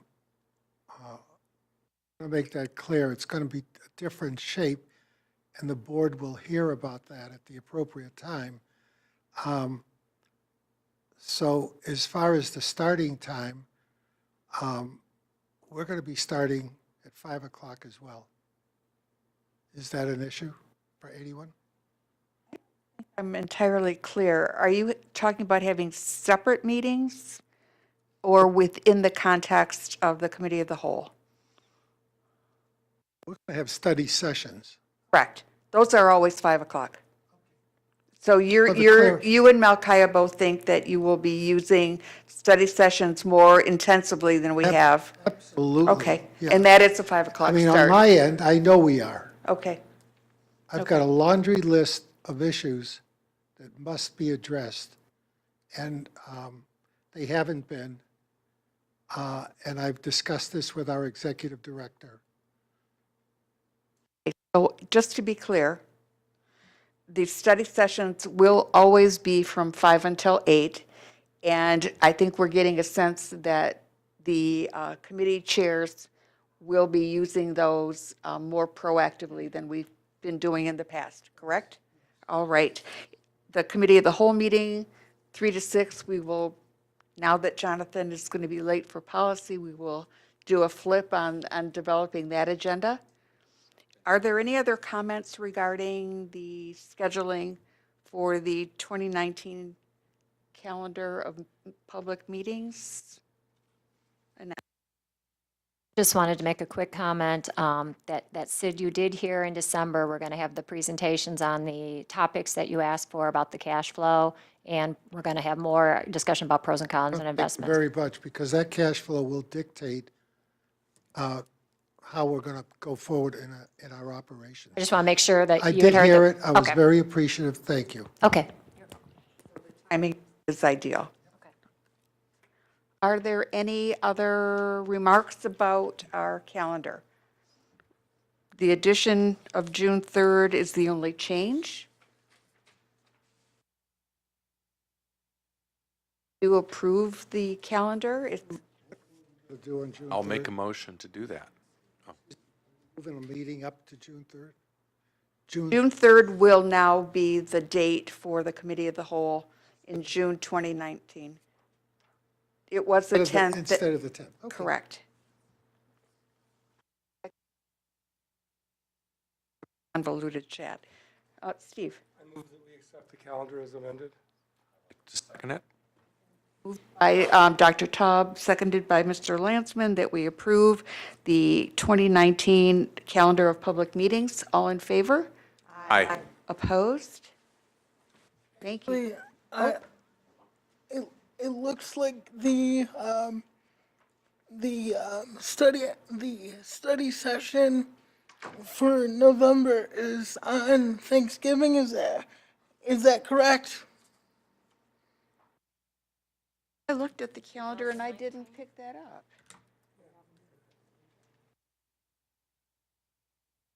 Who have calendars?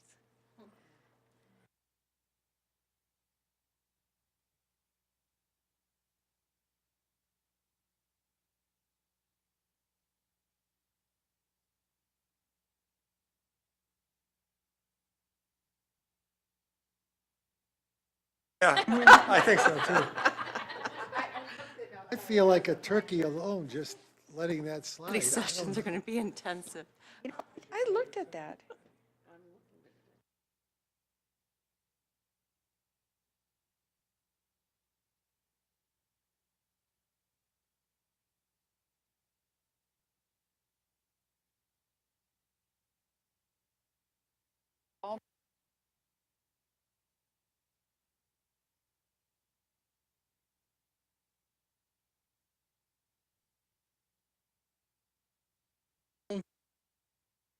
All contribute. Thank you for that. You know what, that's amazing. I looked at that so many times.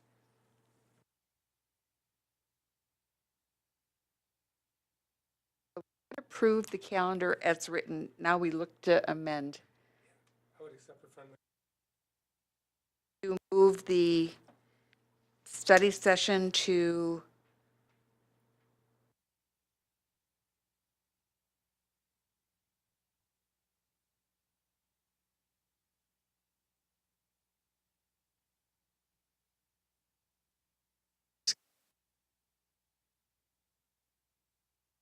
of 2019? You go, Yeah.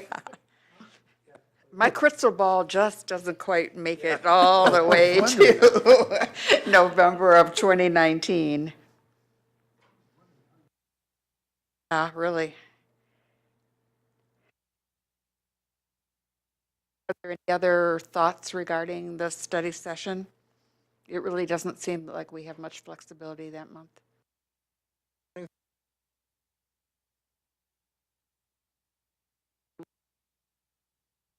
Friendly amendment to Dr. Taub's motion is to change the November 28th study session to November 21. Mr. Lansman, do you? Second it. Okay, we'll try this again. Adam, are you sure you've picked up? Okay. All in favor, please say aye. Aye. Opposed? Thank you. That's amazing. We all missed that one. My goodness. Our next item on the agenda is the PA 152 healthcare.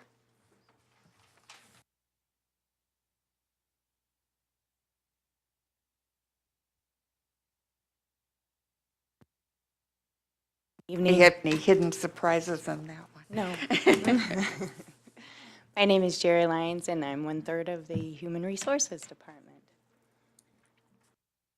Good afternoon, and thank you to the board chair and to the board for allowing us to present. My name is Glenda Witherspoon, and I am the other HR specialist that work alongside of Etna White and Jerry Lyons. On November the 5th, at the Committee of the Whole meeting, the HR Director, Etna White, presented to the board the presentation on the Public Act 152 opt-out resolution, along with a copy of the Public Act 152 Plan Year 2019. At that time, Etna also shared with you the highlights of the benefits design, and she answered your questions regarding the OCHN benefit plans. Reminders for the Public Act 152.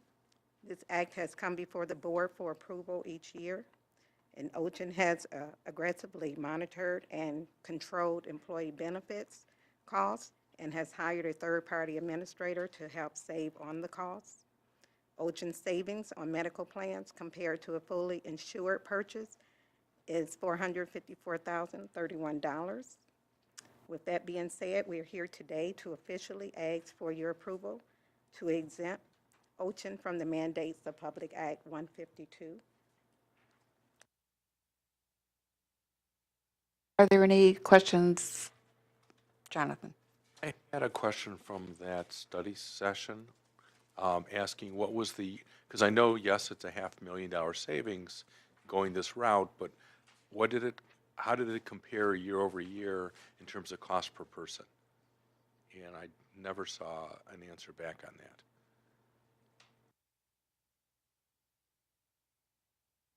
You speak on- into the mic, I'm sorry. please. They had gone down cost per person 4%, even though our overall expenditure per plan has gone up 9%. 4%, and that's how much roughly?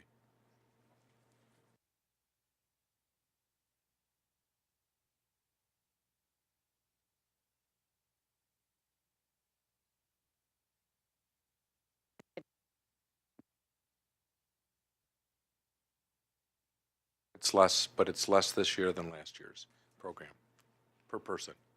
Okay. Mary? With that, I move that we approve the resolution 20.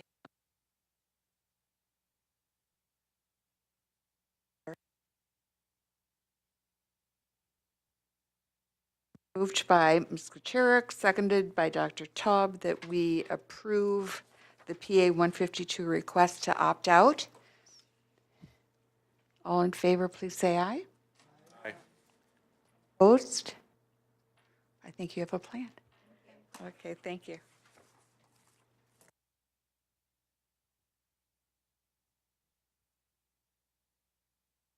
Next item on our agenda is the Service Network Team and CEO update. Julian and Annette, this is an interesting team. Interesting good, right?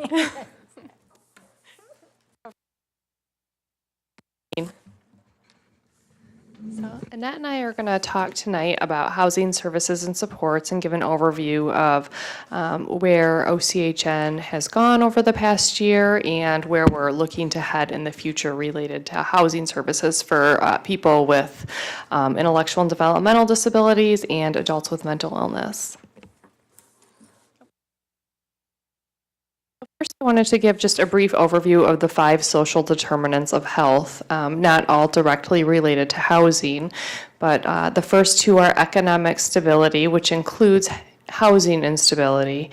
Second is education, and then third, we're looking at social and community context, which includes civil participation and discrimination, health and healthcare, access to an individual's health care, both primary and behavioral health supports, and then neighborhood and built environment, so the quality of housing and environmental conditions. These 5 social determinants of health are leading indicators for how services and support should be provided to people, and are the 5 social determinants of what sort of makes a healthy person. So as you can see, housing is a pretty key component to an individual's overall health and well-being.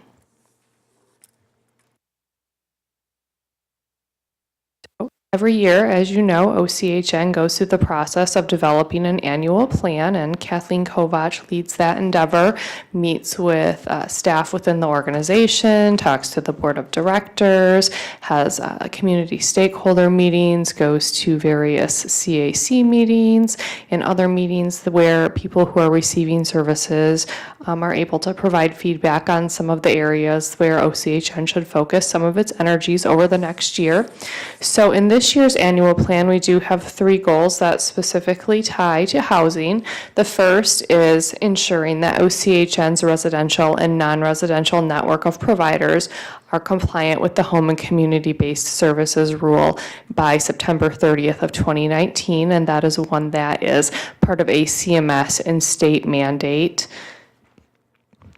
Second is an increase in access to safe, stable housing, housing assistance program, and recovery housing to improve living conditions and avoid institutionalization and homelessness.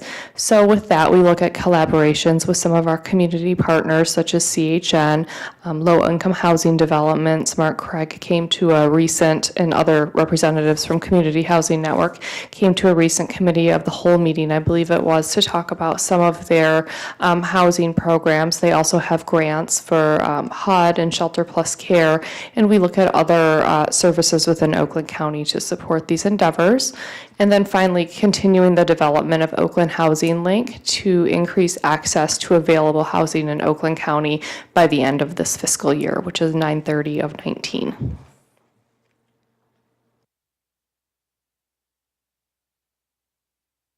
Related to all of our housing services and supports right now, and we're guided by not only our own philosophy, but the philosophy and tenets of the Home and Community-Based Services Rule. So I did want to give the board and the public a reminder of the core tenets of that rule, which is integration and facilitation of full access to the greater community. So same as individuals who are peers that do not have disabilities, the same access to community. Optimizing autonomy and independence in making life choices. Individuals having a choice of residential and day options in non-disability specific settings. Thank you. The right to privacy, dignity, respect, freedom from coercion and restraint. The opportunity to seek competitive employment, the option to choose a private unit in a residential setting, and finally, the choice of medically necessary services and who provides them. So those key tenets are the driving philosophy behind the Home and Community-Based Settings Rule, and ones that OCHN has supported well before the promulgation of this rule. So I don't think there's too many people out there in the world who can really dispute these core tenets. We're looking at the changes that we're making, and as you know, we've brought the contracts in-house for the providers that provide specialized residential, which would be your group home options, and community living supports, which would be supporting people in their own homes. In addition to talking about the federal guidelines and compliance and everything we have to do to make sure we're securing our Medicaid dollars, we are also trying to tie all these conversations to what our mission is, what our values are. We don't want it to be that our goal is to be compliant with the guidelines. We want to talk about civil rights, social justice, quality of life, what we stand for, and why we feel this transition from services that could isolate or keep people around only others with disabilities should be moved towards more community-focused, smaller settings, less people living together, and more individualized supports. So we're trying to make sure in all of our forums we're balancing compliance and guidelines, the assessments that the state requires. There's lots of checklists and process, and even in our conversations with the state, we are trying to push them to say it can't be all about checklists and assessments and compliance. We have to talk about the values behind the movement to more individualized housing, people signing their own leases, and why smaller settings are better. So that was one of the reasons for this presentation, to kind of do a full picture on the strategic direction we're wanting to go. The other thing we're making sure we do is follow the national advocacy position. So this is a graphic submitted by one of the national advocacy organizations, and if I don't know if those in the audience can read it, but it says an institution is an institution is an institution. The fear is that we could be taken, or here in Michigan, we are the largest state in the nation that closed our institutions. But there's always some question if we took some of our institutional mindsets and just put them into smaller settings. So I know in the past I've shared some slides with you, things like this restroom is for staff members only, or offices in people's homes say this is the employee-only area, or we even know some settings would say the people who live in the homes can't go in the kitchen after 7 o'clock, and there's rules like that that came from an institutional environment. So we are listening to the advocacy movement. We are wanting to make it clear that when somebody lives in a home, it's their home, and the providers that serve them are providing staffing supports for people to live successfully in their home. So again, it comes down to us taking it beyond just the compliance conversation to more of the values of why it's so important. Any one of us, if we would find ourselves in a position where we needed staffing supports, would want to have personal choice over who provides those supports, and we would want to have personal choice over who comes and goes through our front door. That is why people signing their name on their lease is so important, because it's not living in the home of somebody else, it's living in your own personal home. So sometimes when I get invited by group home providers and they say, I want you to come visit our home so you can see how our home is so much different than the group homes and the criticisms that you've heard of congregate living. And the number one question I always ask is, okay, and trust me, I've been in plenty of homes that are very warm and the staff are very caring, but I say, if the people who live here, if any one of these given people did not want you, provider, to provide their staff anymore, can they continue to live in that home? That is the question in my mind that helps define whose home is it. Because if somebody became dissatisfied with their staffing provider who provides their staff, and the only way to get a new provider is to move, then that's not in line with the direction we're wanting to go. That's why we believe people should sign their own name on their own lease so they can control their own front door. So as a state, the state has us do reporting on the different residential settings of where the folks that we serve live. And they've put it into several categories. One is specialized residential, which the more layman's term is group home environment. Now, there's very specific criteria about meeting medical necessity criteria for services in licensed settings, and they have to be authorized. I know I've given you a heads up that now that we have taken in the contracts, there's a lot of question as to sometimes people end up in group homes out of convenience about vacancies. And let's say somebody's moving out of mom and dad's house and they want options, and a group home that has an open bedroom is an option. We're having to have lots of conversation about medical necessity, and just because somebody needs somewhere to live, does that mean they need 24/7 supports in a licensed group home and things like that? Those are going to be very tough conversations that we're going to have because I understand why the requests come in. I understand why people get put in group home placements, but I also know that there's people overserved in those environments, and maybe overly restricted would be another way of saying it as well. But some have lived in those environments for years and years and years. So I don't want to discount the complexity of the conversations. I only want to say that we all acknowledge those conversations will be needing to be had. So as a organization, we have always in the past had what we called core provider leadership meetings, where we would meet with all the core provider agencies, and we would always set the agenda of the things we wanted to talk to our core providers about. As I've been meeting with the CEOs from the core providers, I said, you know what, we want these meetings to be meaningful. We want you to tell us what would be helpful for us to collaborate on. The number one item that was identified, what everybody would like to sit down and solve as a collaborative dialogue, diverse perspectives. We all have tons of experience, but different points of view. Our number one topic for our next meeting, which would be in early December, is on this topic of how are we going to handle this medical necessity criteria for group home placements. So it's a big area, but I think we are coming at it the right way, that we want to solve it as a collaborative with all of our partners, and we don't want it to be we want it to be minimally stressful on people that it may impact. I can't say there won't be any stress involved, because if somebody doesn't meet medical necessity criteria for a home they've lived in, it's going to be a stressful conversation. But we want to do it in the right way, and that's what we're attempting to do. And then obviously these home and community-based compliance criteria tend to be applied more to the group home environments, because there are things in those homes like house rules and the requirements for home and community-based say you can't put house rules across everybody who lives in an environment. So where in the past, providers would be able to say, bedtime is at this time, no visitors after this time, nobody goes in the kitchen after this time, no smoking, no cigarettes, no, you name it, no loud parties, you name it. They used to be able to have house rules in place. The new federal regulations say you can't put restrictions across all the people who live there. It has to be very specific to what's in each person's plan, because any restriction on somebody's life should be specific to that person's needs, not based on the environment where they live. These are all big systems changes that we've been working on for quite some time, and they're tough conversations to have. So I just want to acknowledge these are major changes in the way we think about serving people, and they do speak to the complexities of serving people in larger groups versus smaller settings. It's easier if one or two people choose to live together. And the reason house rules have come into convenience is because it's a congregate care model, lots of people living together. The other settings that are identified by the state, of course, are people living with family, and that would be, family members or kinship of any sort in a family home. Homes or apartments, either alone or with roommates, and homelessness, meaning living in a shelter or couch surfing, things of that nature.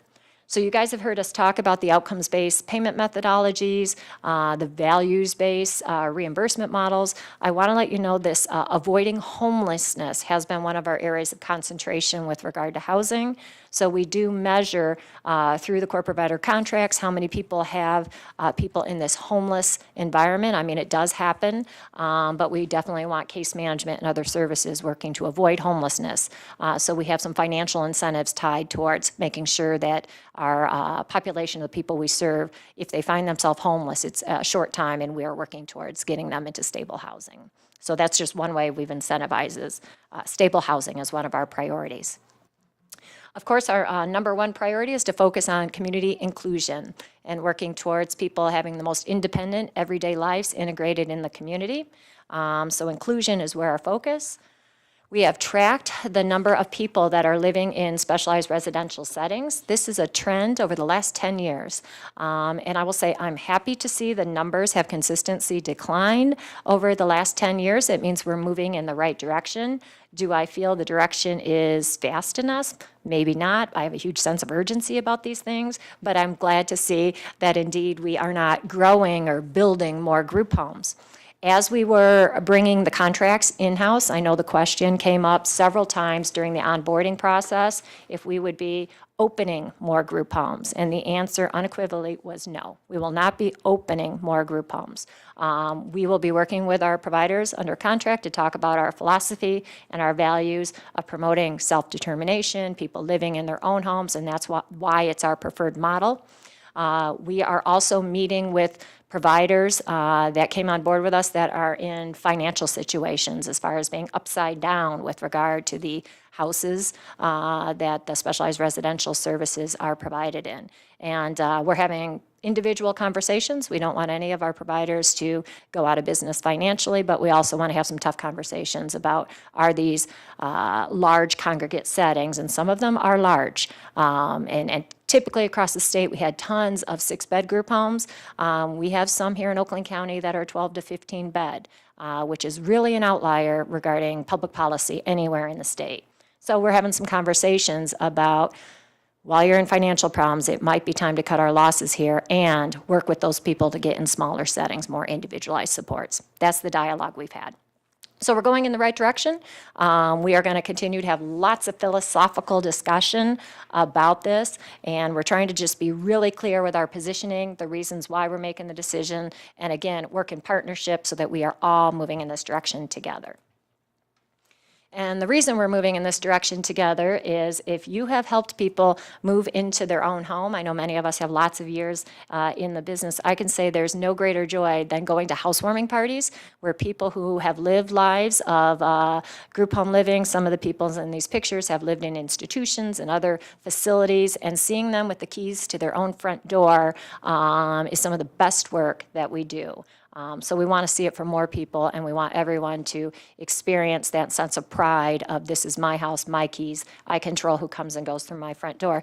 And most importantly, I control the support staff that assists me with my most intimate personal care needs, whatever those needs may be, just like you or I would want if we found ourselves in similar situations. So we think a viable solution, a solution that has been promoted in Oakland County for a long time. I started working in Oakland County in 2004 when I was a provider and started signing the contract here, and self-determination has been an innovative approach that Oakland County has embraced. We lead the state, and I have to say we probably lead the nation with regard to the way that we help people self-direct. We will continue to promote this as a preferred model.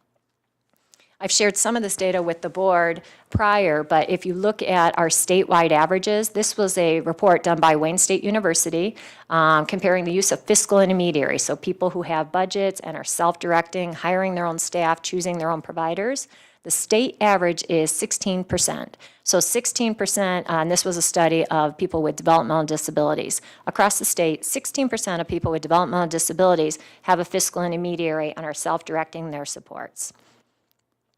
Then, if you look specifically at Oakland County, and this report was really cool because it broke everyone down by region at that time, and that was 2014, 55% was the average in Oakland County, compared to 16% in the rest of the state. And again, this is the most innovative practice for folks with intellectual and developmental disabilities. You don't hear the term best practice or the certified practices much with the IDD community, but as far as emerging practice or innovation, self-determination is it.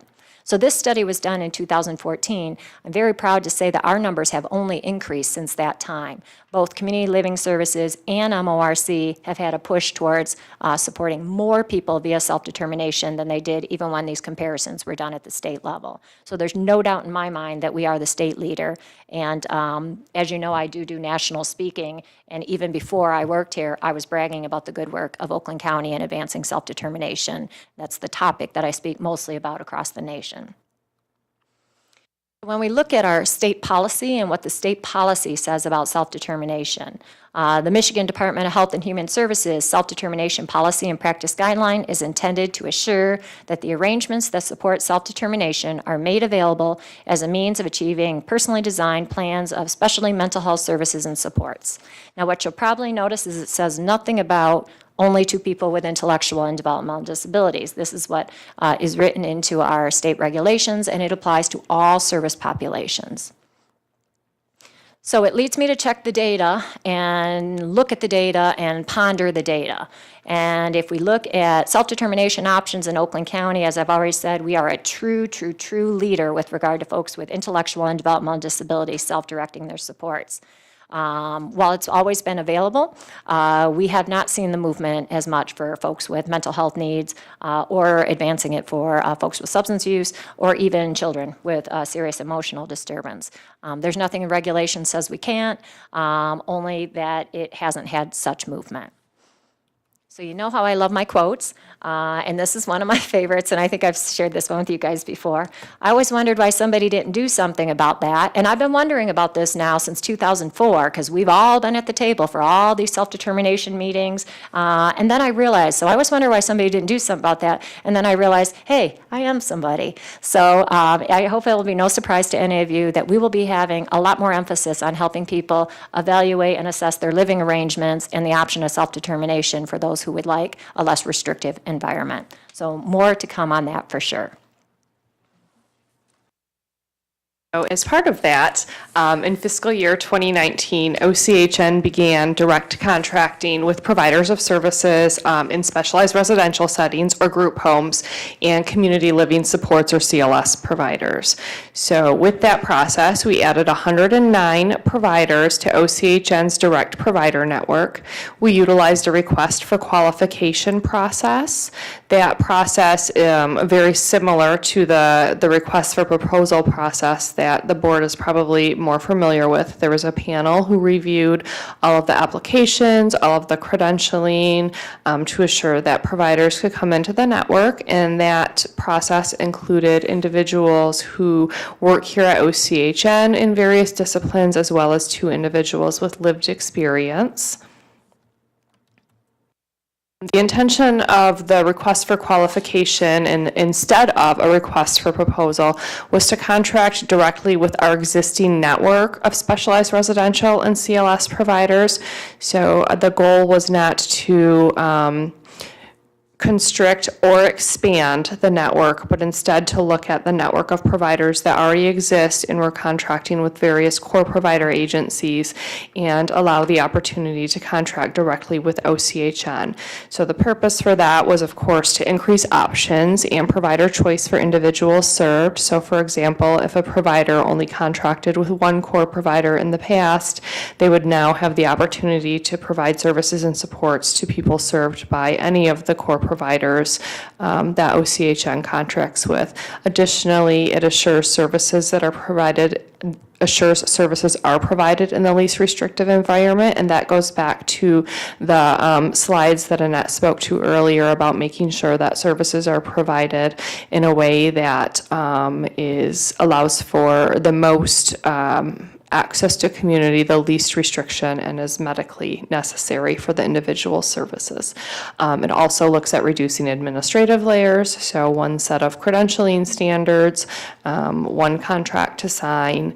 et cetera, and assures equity and consistency in rates and service outcomes. And that's something that we brought providers in at their previously existing rates, and then are spending this year really looking at how to create equity and consistency in rates and outcomes for people served. Along with that, and I'm not going to spend too much time on this slide since there was an entire presentation on Oakland Housing Link, but along with that, OCHN did establish a partnership with Community Housing Network, or expanded our existing partnership with Community Housing Network to develop a housing database and begin the provision of supports brokerage services. So the first phase, which was effective October 1st of 2018. We spent obviously more time working on it in fiscal year 18, but was the inclusion of all specialized residential homes or group homes under contract with OCHN, and that allows the opportunity for individuals served, case managers, and supports coordinators to look at individual home characteristics, nearby amenities, to search. It's, the future vision, the long-term vision in my mind is sort of like a Zillow for all of the housing options that are available to people in Oakland County. So that first phase has been completed. We're moving into the second phase right now, which is the inclusion of every other housing option that may be available to people served by OCHN. So we're in the process of chunking that out and deciding what each phase of phase 2 is going to include. We did have a stakeholder meeting. It was last Thursday, I believe, to hear feedback. And this stakeholder meeting was primarily focused on the direct service providers. We're going to be hosting additional stakeholder meetings that will allow us to hear feedback from people served, what they may want to see included as they're searching for housing options, as well as core providers, case managers, and supports coordination, and really looking to get their feedback on some of the, I don't want to say it's more challenging, but it's more challenging in the sense of trying to figure out what to really include in a database that expands beyond those specialized residential group homes. So that is where we're at right now. And then, I took your slide, go ahead. Oh, that's all right. So yeah, our work with Community Housing Network and expanding that housing link is, the goal would be to have it be just as easy to find options for somebody looking for a roommate as it is for someone to find vacancies in a group home. We want it to be equal opportunity. Obviously, when you're talking about people's personal homes, there's privacy issues, and that's why we're trying to make sure we're doing it right. But the conversations have been very excited, and the option, like I say, the ultimate goal is to be able to have an avenue and a path as an alternative to group homes. So our plan and our next steps is that we're going to continue to work with our core provider partners related to the divisions of roles as we are transitioning from them holding the contracts with these providers to us, the divisions of roles, we have different people in different roles, and we're working through that. We're also going to engage in a lot more collaborative dialogue with our entire provider network, so everyone understands the vision and the direction we're wanting to go in. So I'm planning on attending not only the meetings we have with the specialized residential providers, the CLS providers, but also the self-determination work groups that have been meeting for a long time now to talk about why haven't we seen much movement and what could we do differently. I'm being approached with lots of ideas recently. It is in our strategic plan that we want to see the numbers of people self-directing to increase, and particularly are not just in the IDD area. We want to see the other populations of people served. So I've had peers approach me with peer models on how to use peers as support brokers to help people advance self-determination arrangements. We have ideas, but we want to do it in collaboration with our partnerships. We want everyone to be on the same page, advancing it together. So those are the conversations we'll be having. And we are definitely working in partnership with our provider network to get some consistent and transparent rate setting strategies. Similarly to how we did with vocational providers, you may remember we wanted to see less people in facilities, more people in community, so we paid a higher rate for community. We're trying to encourage and offer resources. In the dialogue with our providers, we're trying to work out, should we have different rates somebody in specialized residential, the provider may be paid a lower rate than if they're supporting somebody in their own personal home in smaller settings. The rate's higher, thus financially incentivizing people to be the change we wish to see in the world. And in order to do that, we would want to pay for the change we wish to see in the world. That's kind of our role as the funder, to make sure that we are paying for the outcomes we want to see. And that all comes back to that concept of values-based purchasing that you guys have heard so much about.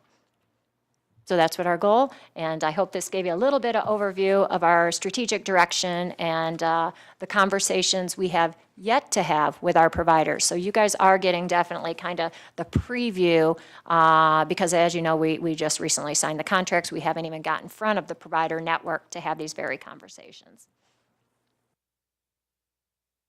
Questions, Adam? I know that in the slide presentation, it said that the percentages for individuals who are self-determined within the intellectual developmental disability population is 55%, but that was of 2014. Do we have any updated information on that percentage? I would tell you that the number has gone up. The reason I didn't bring the data is I've heard that MORC increased by 400 people just in like the last couple months. So I thought, wow, that's a huge number. I wanted to evaluate that number a little bit more, because we don't want to just increase numbers for the sake of numbers. We want to truly understand something happened at MORC to make people suddenly want to self-direct that they weren't in the past, and I want to learn from whatever it is that made those people choose that option. And so I will say it has definitely increased, but when I ran the numbers, I wanted to do a little bit more digging before I threw it out there to everybody. But I have CLS. It's their only option of support, so every person that's new to them increases the number of people self-directing, and MORC had a very significant jump in recent months. So, you know, I just didn't want to share the exact numbers because I wanted to do a little digging and make sure they're accurate. Okay, great, thanks. I like the presentation as well. So we were talking about fiscal intermediaries. So then there's the other side, the flip side, which is guardianships. And are those on the decrease? I don't see the two as mutually exclusive at all, because people with guardians and people without guardians can all self-direct. There's nothing excluding somebody with a guardian from self-directing. But I will tell you, Kathleen Kovach leads our work group, and our work group is also active at the state level. Used to be called alternatives to guardianship, and now the more progressive thinking is supported decision-making. So we are definitely pushing that as a strategic priority as well. I'm thinking it's in our strategic plan if I'm remembering, and there's lots of work that's going into it. But that being said, the state has taken a formal position that just because somebody has a guardian does not exclude them from self-direction in any way. It seemed like their hands were tied from self-determination if someone else controlled the purse strings for them. The barrier can be whether the guardian is willing to help sign the agreements and things like that. It depends on the scope of the guardianship and if the guardian is willing to help participate in the arrangements that make it a legal arrangement for hiring own staff and things like that. It can be a barrier, but doesn't have to be. Are there other questions?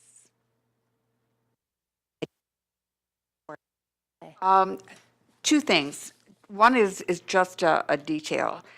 In the fiscal year 2019 slide, it said that we have 109 new providers as a result of the RFQ. How many providers do we have overall?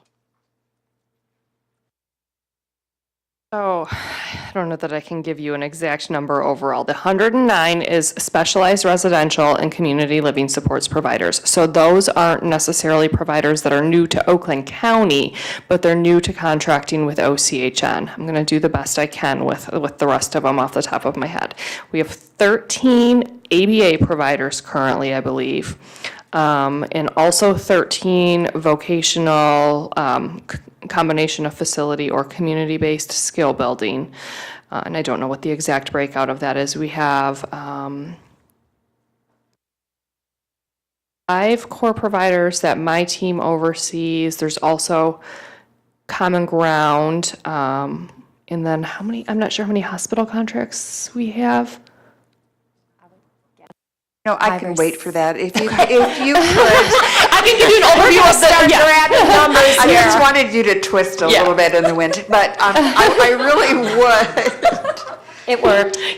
We also, so we contract with hospitals, long-term, we have long-term care facility agreements. I would love to see that breakout at some point in time when you have a moment to There's gather like the 15 data. substance use providers, Yeah. but yeah, we can get you that. We get it. It's actually very easy information to get. I just don't have it stored. The next question is a little bit different. In terms of the encouragement of self-determination, obviously, I've been a strong supporter for a very long time. It's second nature, and it's hard to imagine how people didn't really catch on more positively and more aggressively earlier, but I'm glad to see that the motion is kind of generating and that the numbers are growing. However, we do have that conflict with people who live in specialized residential. Are we tackling that in any particular way? I mean, is it coming down to a conversation for folks during their planning process who want self-direction but are living in a specialized setting? How is that happening? So, on the national level, that's a big debate, whether somebody can live in a specialized license setting controlled by another and still, in the purest sense, people would say philosophically, it's not conducive. The idea of self-determination is hiring your own staff, controlling who touches your body, choosing who you feel is best to serve you. And as we talked about, people who live in specialized residential, typically the service you're buying is the house and the staff together. You can't fire the staff and continue to live in the home. So the state of Michigan, and typically there's been this line saying if you live in specialized residential, the tenets of self-determination cannot be applied to your living arrangement. Now, there's been different places have done little bitty pilots or saying, well, just because you live in specialized residential, could you self-direct somebody that could come take you to church on Sunday? One of the barriers to congregate living, and I don't know that it's as bad here as it is in other parts of the state. I hear about the 6 people all have to go to the same church because staffing shortages, one vehicle, these kind of things. So some places have tried to do pilots where even though you live in specialized residential, you could hire somebody to take you out 4 hours a week and do something specific to your needs. You hire the staff, and I guess that's a way to get people embracing the concept and the idea, and maybe the empowerment then would lead them to make other decisions.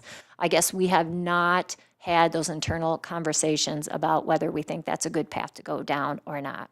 There's dynamics with the cost factor. There's dynamics with the reporting of encounter data, because if you're paying a per diem to a provider, they're supposed to provide all the needs of the person. Splitting it off gets us a little dicey with the state. And as you know, we don't have tons of general fund to throw around. So we haven't had that dialogue. It's something we could venture into.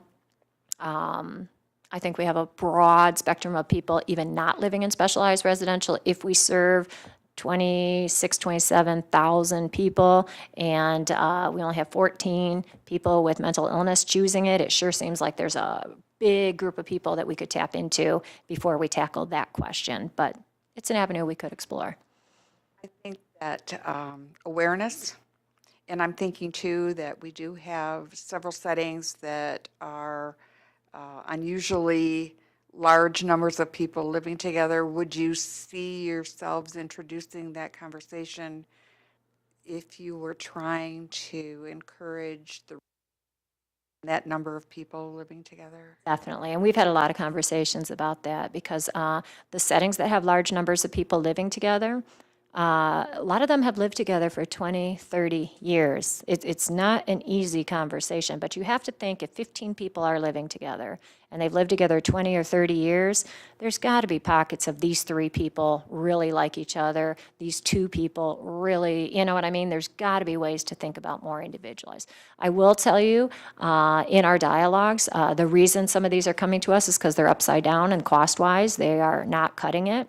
So there's the economic factor that the debate we've had internally is having them live 15 people together with very, very low per diems is not costing us as much as it would to have 2 and 3 people.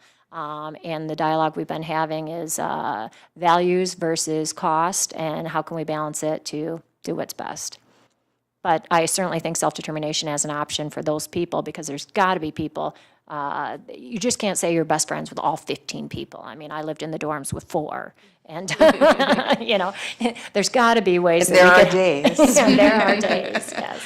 I think that maybe if we get really lucky when you're having those discussions with the larger congregate kind of settings, maybe it'll give us a window into how to have a conversation with people who live in smaller settings. I think those things are true too, that there are people who really have an affinity for each other and work well together and help each other out and have, you know, common interests.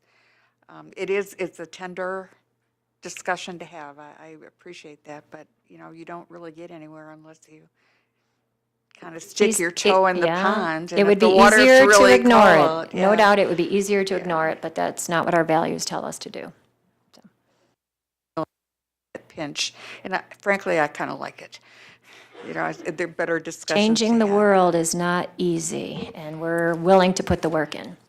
You're not telling me anything that I haven't really kind of discovered on my own. But thank you. Are there other questions? I found this a really interesting presentation. I appreciate it. Do more like this, take a topic and just give you overview of what we're doing and where we are values-wise. Really did give us a good sense that took us below the surface, and I appreciate it. So if there are no other questions, I think that we thank you. Next items are the reports back from the rights, and I'm going to call it the CAC until the name is determined, okay? So Jonathan, if you'd like to share the report from the Rights Advisory Committee? Sure. The Recipient Rights Advisory Committee met on November 1st, so it was early in the month, at 5:30. Nicole Gittleman was the chair. She was our facilitator. We had a guest that evening. It was Judy Summers. We don't often get guests other than guest presenters, so that's why I highlighted it. Vicki Suter, who's the Director of Rights and Advocacy, provided a brief update that we've received a formal written assessment report from the state. I think last month I had reported that this is an every 3-year on-site intensive review. The team was recovering from this very intensive on-site review by the state. There were no repeat infractions from the previous 3-year review. OCHN scored 184 points out of a possible 194. So that's a 95% score. And again, no repeats from the prior year. That's pretty cool. So I don't recall what the corrective actions were for the cited issues, but the corrective actions are due to the state by, I think, December 12th. Working on that. There's also a What's Happening in Lansing event on Monday, November 19th. I think that was yesterday. I did not make it up to there, but I hope to get some insight from what went on, either from our AC meeting next month or at one of our upcoming meetings. Let's see. Gene Fender, who's the manager for the OR, did the annual review of the recipient rights policy number 5.1. 5.1 addresses the complaint process. So it addresses what it is, who it covers, who it includes, the types of complaints, and the process to follow. So essentially, this is a policy that provides a direct mechanism for individuals who receive public health, mental health services, and for others to report any violations of those rights. So it's only for people that are paid for delivering those services. It's not for pizza or something, services that are directly funded in delivery of care. So it's a direct mechanism for individuals receiving those public health services and for others to be able to report alleged violations. It's also a process for investigating alleged violations, for appropriate actions, and then fourth, a mechanism to inform complainants of the progress and results of the investigation. But just to let you know, the process does not let the person who was complained about know what's going on or give them some sort of insight as to what's going on. And I think one of the reasons for that is because of the possibility of repercussions. If you know you're being investigated, sometimes you take action that's not necessarily appropriate. So, the next item was we did not have a site review status, except to say that the site review process continues each month. And that's an annual process where the group does visits within a 30-day window of when they're due every year. There was no appeals committee chair update, but I guess, Judy, you had been at an appeals session earlier in the day. So, and then last, we have, Vicky Suter identified that we have still one vacancy at large, and come April 1st, we will have a second vacancy, and I believe this is for a person receiving services. 2 openings to fill on the RRAC board because of term limitations. Next meeting will be, is it next week? Week after, December 6th. So it's coming up already, so at 5:30. Thank you. It's for Jonathan regarding the RRAC report.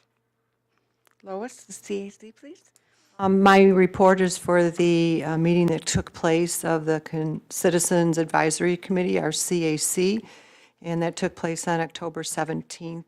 At that meeting, Mike Daly, Manager of Customer Service here at Oakland Community Health Network, highlighted a grant application submitted to the Suburban Mobility Authority for Regional Transportation, better known as SMART, on behalf of Oakland Community Health Network, the people we serve, and the network of our providers. Mike reported that Oakland Community Health Network was not able to bring the grant information to the CAC before submitting the application. He explained that once aware of the opportunity to submit for the grant, Oakland Community Health Network had to act very quickly in order to meet an October 5th deadline. Mike asked the committee for their understanding and unanimously received the committee's report. I think that's very important because Mike has made a concerted effort that our CAC be included before decisions are made and try to bring them into this discussion. In this particular case, as I stated, he apologized for not being able to do that and needed to get it in very quickly. Oakland Community Health Network became aware of the grant when meeting with SMART to address SMART's reduced transportation services in this area that greatly affects our building here. Mike went on to share the exciting specifics of the grant, which I will not get into here, but they're extremely exciting for going forward. And I invite the public to attend our CAC meetings where a lot of these things are ferreted out and the specifics are given. Mike will continue to update the CAC. Oakland Community Health Network is hopeful that a response will be received by February of March of 2019. Funding would be available in October of 2019. Oakland Community Health Network remains committed to the transportation discussion with various stakeholders. Emily Springer from Oakland Community Health Network's Communication Department shared with the CAC the rollout of a new campaign which focuses on putting the person before their diagnosis and using person-centered language. An extremely rich conversation took place in that rollout, and Emily noted the suggestions of a CAC to be shared with Christine Burke, our Manager of Communications. The CAC looks forward to future communications and be included in the process of this rollout. Provider reports followed with positive news on all fronts as we go into the holiday seasons, and all our providers represented, sharing with us all the exciting things that are happening and the delicious food that's going to be spread across our network. The next meeting of a CAC will be tomorrow morning at 9:30, and I hope to see some visitors. We have visitors all the time from the community, and our meetings have become very successful. Actually, we are beginning to outgrow our space, so thanks for everybody that's taken the time to come. Questions for Lois regarding the CAC report? I have a question just in terms of the name of the committee. I think I saw in the minutes that there was going to be a determination regarding the, Yeah, I'm sorry to interrupt. We have discussed this, changing it from Consumer Advisory Committee to Citizens Advisory Committee. The same acronym, CAC, would apply, and we're trying to stay with that because CAC is an acronym that's known throughout the whole state. So it looks like perhaps Citizens, but it's not been determined yet. you'll let us know so we can adjust our agendas properly. Okay, thank you. Other questions for Lois? Okay, since Dr. Klotz isn't here to provide a report, we'll move on to other business. And at this point, I would like to confirm that on November 29th, next Thursday, we do have a study session from 5 until 8 or so, depending. I apologize for the confusion around setting that date, but I'm going to encourage you to contact Troy Beaumont in their surgical scheduling department if you have any complaints about that. It has been one of those moments where we've been pulling our hair out at home. So also in your mail, in your confidential mail at your place is a packet that I would like you to review prior to the study session regarding some information that will, I think, enrich our discussion. We're looking for our role as an organization and our relationships with our region and the state. It should be a very rich discussion. I hope that all of you can make an extra effort to be there. I think it is probably one of the more formative discussions that we've had of late, and it really does have impact going forward. So that being said, this is our second opportunity for public comment. Is there anyone who would like to speak at this time? Not? Okay. We'll move on then to our executive director report.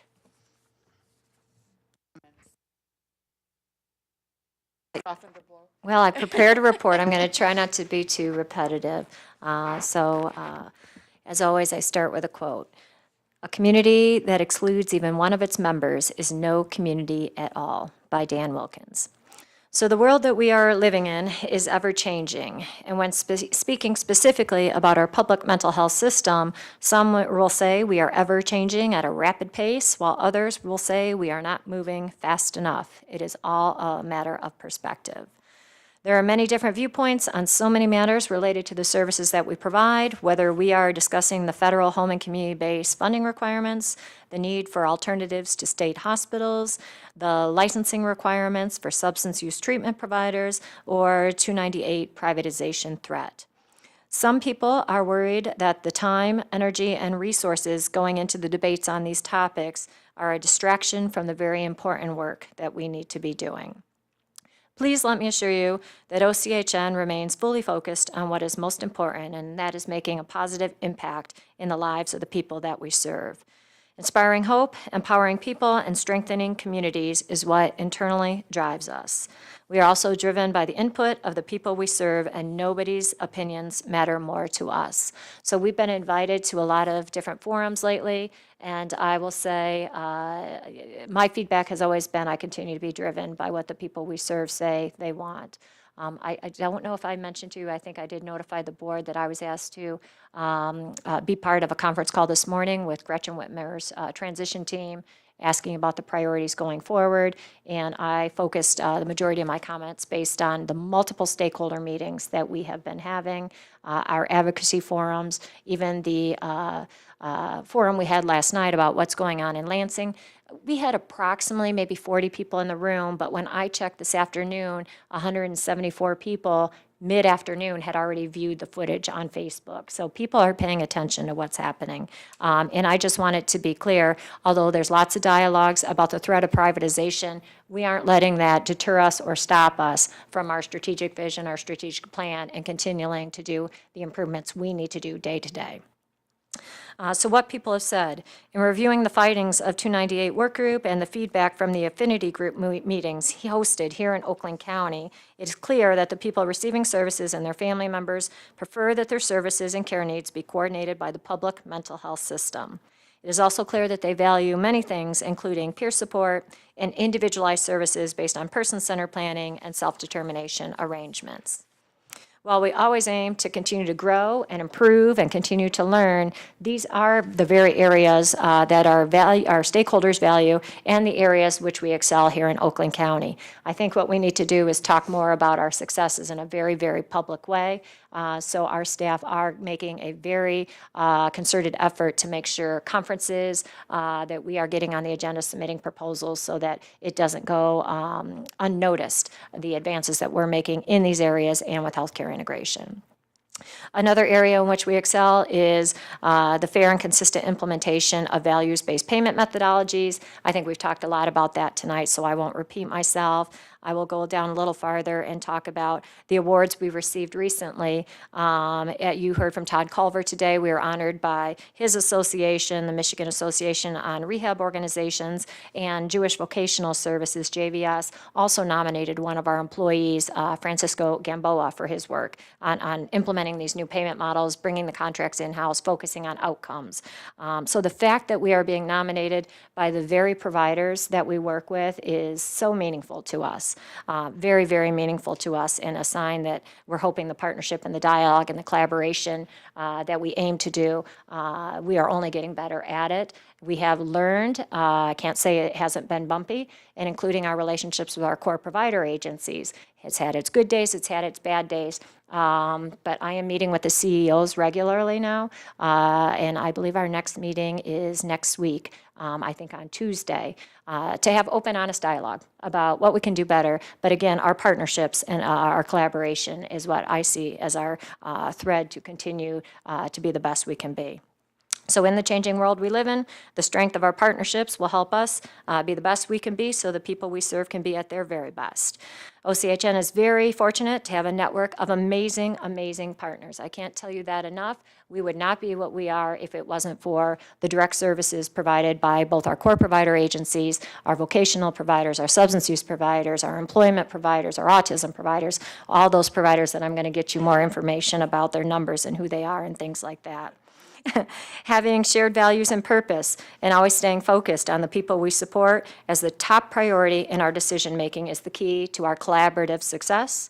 And in this just 2 days before the holidays, I know that I am very thankful, and on behalf of everyone at Oakland Community Health, our employees, our board, our stakeholders, the people we serve, we want to thank our contractor providers, our core providers, our advocates, and all of our community stakeholders for your ongoing partnership, your collaboration, and all the good work that you do every day.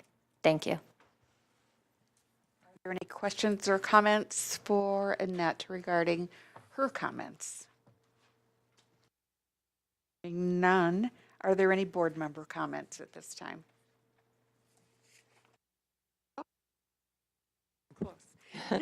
This past week, a very dear man passed away quietly as he did his advocacy in this community for veterans, for first responders, and for active service men and women. Tim Workus. He has worked closely with Chucka McDonald, our veteran navigator, and I wanted to bring honor to his name, and he will be very much missed, but the advocacy that he did for our veterans going forward shall remain. Tim was very active in the Freedom Centers at Detroit Metro, the Northern Terminal, and the McNamara Terminal, where we have a center which is privately run. Tim was active in that. He was active at the state level. He was active in Oakland County, Wayne County. Was a wonderful man, and I just want his name to be remembered, Tim Workus. Thank you for that, Lois. Sid. Well, I just want to say thank you very much, Annette, for that presentation and your vision. I want to thank Brett for bringing Michael here. That was an inspiring discussion, comments that he made. And if you noticed, he never even looked at notes. So he could do something I can't do, and he did it in a superb way. So, and that's what I'd like to hear more, more of those types of, success stories. It gives a good purpose for why we're here. And I want to wish everybody a happy holiday season from my home to your home, to our board, and to all of our guests. Are there other board member comments at this point?